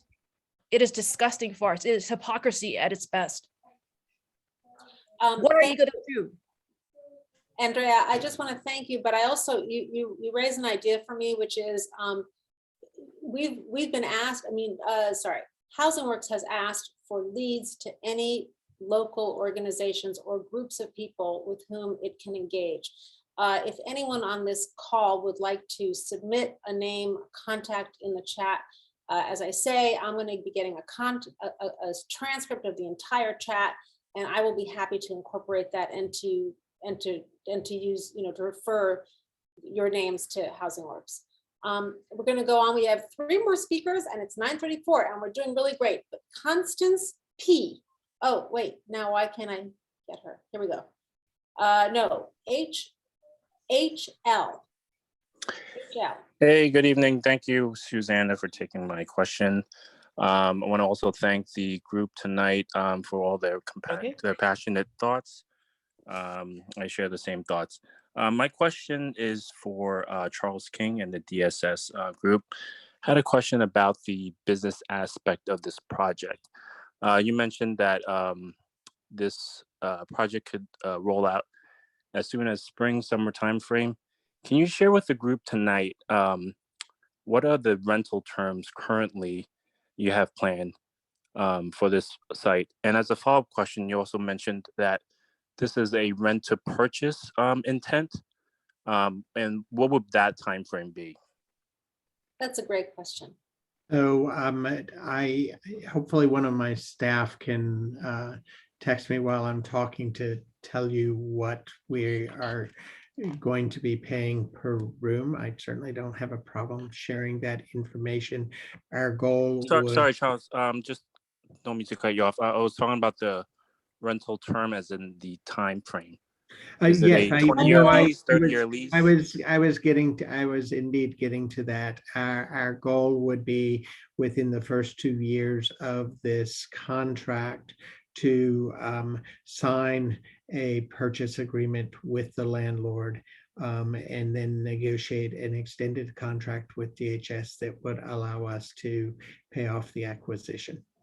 Okay, so your current plans for the record is in a 2 to 3 year time frame to purchase the building and become under the Housing Works permanently. Yes. Thank you. Sure. Thank you, Hannah Herman, for that question. I have 2 or 3 more names here. I'm not sure if I'm going to the same names. Angie Ang, have you already spoken? Angie, I think you did speak, right? Okay, there's something wrong with my. You did not speak. No. You asked for a ticket for other places that may be helpful. Yes. So I'm going to suggest again, Barney's. Okay. Next to Louis Vuitton. Okay. Thank you. Yeah, no, okay, that's my ticket. Okay. Barney's. Thank you. I love the idea of a shelter in Barney's. Since I can't buy shoes there anymore. Who else do we have? Herman Lamb. Was that the person I just called on? No, I think I did. Person. Oh no, it's a different person. Okay, Herman Lamb. You have the same initials. Thank you. Please go ahead. Tell us where you're from and ask your question. I live on Liver Street. So my question is, you mentioned that this is a high impact area and that's why you won't open more shelters here. Has the idea crossed your mind that this is a high impact area because there's multiple shelters in the area already, and you also have outreach groups bringing people to the area? And you mentioned that there's going to be 94 beds and 50 chairs in this facility. What happens, and it's a drop-in facility, what happens when the beds are out for that night? What do you do for the people out left over? Do they end up in the community? Do they end up on the streets? Do they end up back in the park that you mentioned was filled? What is your facility going to do in terms of mitigating these people from hanging out, loitering around this neighborhood? And are you just protecting that 1 block radius of your facility, or is it going to be reaching out more than a 1 block radius? So just to quickly address your question, there is the possibility that every one of our stabilization beds is filled up and someone comes to our drop-in center in need of a bed and we can't accommodate them. I think we are then faced with one of 2 options. One option is that the drop-in center is open 24 hours a day, so a person would be welcome to stay there overnight if they needed a place to stay. So you said if it's filled, they have no place to go. Where do they go? They're going to sleep on the street, right? I'm answering your question. If somebody was looking for a bed, we didn't have a bed, we would be reaching out to DHS, asking them to make a placement of that person in another facility where there's an available bed. Yeah, the DHS is available 24 hours a day, and we have teams in the Street Homeless Solution Unit who are available to assist in finding someone another bed. They want to, if somebody wants to come inside, we'll get them inside. So, how far do you reach out to? Are you going to bus them to another neighborhood? Is that what happens? I'm sorry, no, we have shelters and drop-in centers and stabilization beds and safe havens throughout the city. So we'd find another appropriate place. So, and yes, so Mr. Lamb, indeed, we're already familiar with this. If we need to move someone from one facility to another, generally what Housing Works is doing is we're renting an Uber to transport that person. So if, for example, already if we have somebody in our quarantine who needs to move to our isolation, that's exactly what we do. We pay for their transportation to ensure that they get safely to wherever we're going to be housing them. So to answer my second part of the question is, well, what do you do in terms of people are left over? There's no place for them to stay. Are you going to protect the neighborhood, the whole entire neighborhood, or just your 1 block radius of this facility? So I'm not. I guess I'm not quite understanding your question. If we have the ability to call DHS 24 hours a day to relocate people, if we don't have room to accommodate them, we shouldn't be turning people away out onto the street. I'm going to move on. That we have the right to shelter, so we can't turn people to the street. If somebody needs a bed, we are obligated to find them a bed. Thank you. I'm going to move on to Alex Liang. Alex, if you can unmute yourself, tell us where you're from and offer your comments. Alex, are you there? I don't know if Alex is there. I'll move on to Lorraine P. To Lorraine P. was someone that we asked before. I don't know if she's still there. Lorraine, can you unmute yourself? I think maybe she's left too. Okay, we got 2 more people on our list. Constance P., did you already speak? This is brief. I don't know if you can hear me. I just want to confirm. People are confused why there's such a high demand and so quickly. My first question is, this is for DSS, not for Mr. King. So there's basically no residency vetting process geographically. There's no vetting process in terms of work or residence in New York City or New York State. That's number 1. Number 2, where is this population coming from? Is this from Bellevue? Is this from state prisons? Can you give people some idea of where these people will be from? So it was about vetting and the general population from the state of New York that will be coming to these shelters. This is, and again, this is for DSS. I'm sorry, Mr. King. I don't want to hear. No, that's fine. We're allowed to ask questions of DSS. I think the first part of your question is like in general shelters, how are they placed in terms of geographies, right? And then where will people that end up in this shelter, where will they come from? This is a huge demand being put on this neighborhood. If there's no vetting process, I don't understand how that's sustainable in DHS. If someone from New Jersey or Connecticut can show up and say, you have to shelter me. And that's multiplied by tens of thousands of people or a couple thousand. That's a serious problem, especially for this neighborhood. So can you talk about that a little bit and just clarify it for everyone here? Can you talk just briefly, Erin, about intake, which is not this facility? I think Sure. that's So what you're asking about. there's a misperception that the New York City shelter system is sheltering people who are from other states or other parts of New York State for that matter. Is 100% of people who are in New York City shelter from New York City? No, the vast majority of people are in fact from New York City, have ties to this city, and are being served by our right to shelter laws, which is a function of the New York State Constitution. In regards to the so-called vetting of people who are coming in, what we know from experience of operating programs like this, these low threshold models, the location is key. I mentioned the CB3 numbers of people who are on caseload. These are known to be unhoused people in the confines of CB3, upwards of 150 people. In CB2, upwards of 100. This does not include people who are sleeping in safe haven beds, in stabilization locations, in shelters, right? These are people who are known to be street homeless. These are the people who are going to be served. And what we know from doing this work and having this model that's been around for a number of years now is that the geography matters, right? So the people who our teams are already working with and are already engaging are the people who are most likely going to be housed at these locations in the neighborhoods. Again, 100% no, because we have a legal obligation that if somebody on the end of the E-line in Jamaica tonight says to us, and suppose this location is open, I'm ready to come inside, and the vacancy that we have is at this location, or the program model of this location is going to serve that individual will be served at this location. I think but again, the anger, vast majority is the immediate area and vicinity in the shelter location.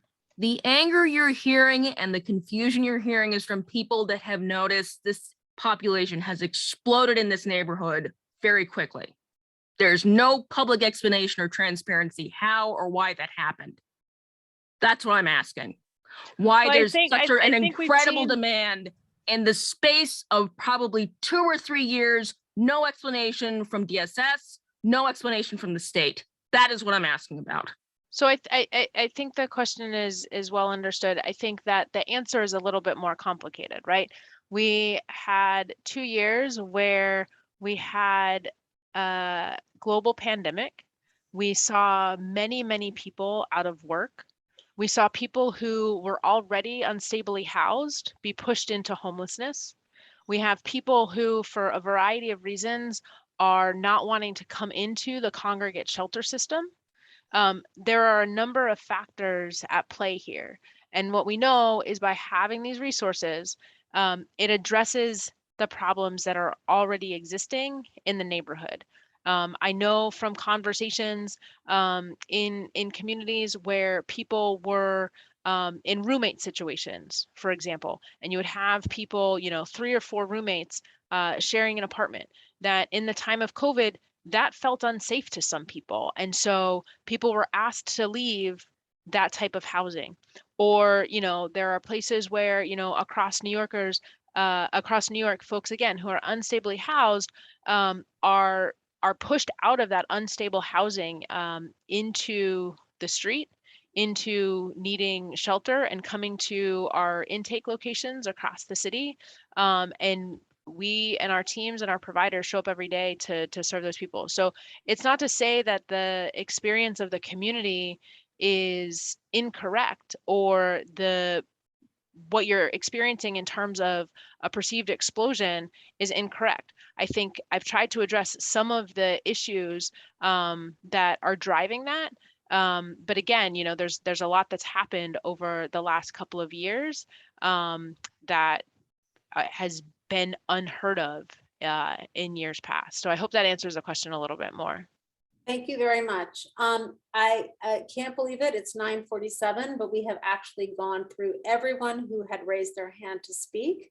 I wanted to thank everybody who came tonight and who stayed till the bitter end to have done so and to have listened to one another and to have offered your comments, your frustrations, your thoughts, your insights. I want to especially thank Housing Works and also DSS. They have a tough job. I think we are going to end this meeting unless someone tells me otherwise. Okay. Oh, there's one last person. I'm sorry, Lucy Loon. I'm sorry, Lucy. Go ahead, Lucy. Lucy? Hello? Yes. Can you hear me? Yes. You're the Yes, last speaker tonight. Yes, so I live in a neighborhood. I also own a pediatric practice on Grand Street, one block away from the proposed shelter, which is 231 Grand. During the pandemic, I work in the office and I walk past, I use the subway, and I've been seeing what happened to the neighborhood with the shelter. So I don't know what Mr. King was saying, that there's only one few complaint about smoking. It's more than smoking outside of the shelter. There were syringes, there were people using drugs, there were people being harassed by these people. People are afraid to use Chase Bank because of the resident from that shelter. And also, people forget that there's a lot of pediatric population using that Grand Street. There is a Head Start program on Christie Street. There is PS 130. There's 2 daycare center around there as well. So people need to understand that people are afraid. Children are afraid, parents are afraid. My father, who's 82 years old, lives on Grand Street. He uses the Forsyth Park to do his daily exercise. He can't do it during pandemic. Besides COVID, it's because of the resident from that hotel are harassing elderlies. So I just want to address this. Okay, so Mr. King, you have to guarantee us that. I don't think you can. Well, thank you, but we did get him to promise that that the scene that you guys experience, for this really important feedback to provide to Housing Works, that the shelter that was there before it was not just the issues were that were not just smoking in front of the building, but they were much broader reaching. And I think that Housing Works has heard that, and we have made them go on record that that's not gonna happen when they're in charge. But that's important feedback. So thank you so much for sharing that. I'm going to end this meeting now. I want to thank everyone again. And please, anyone who has anything else to add, please write to info@cb2manhattan.org or put something into the chat right now. I'm going to see the chat after this meeting is done. And again, thanks very much. We did it before 10 o'clock, and I think that's a victory. Thanks to everyone who gave us your time tonight. Good night. Good night. Thank you, everyone. Thanks, Good night. Thank you. Take care, everyone. You did a great job.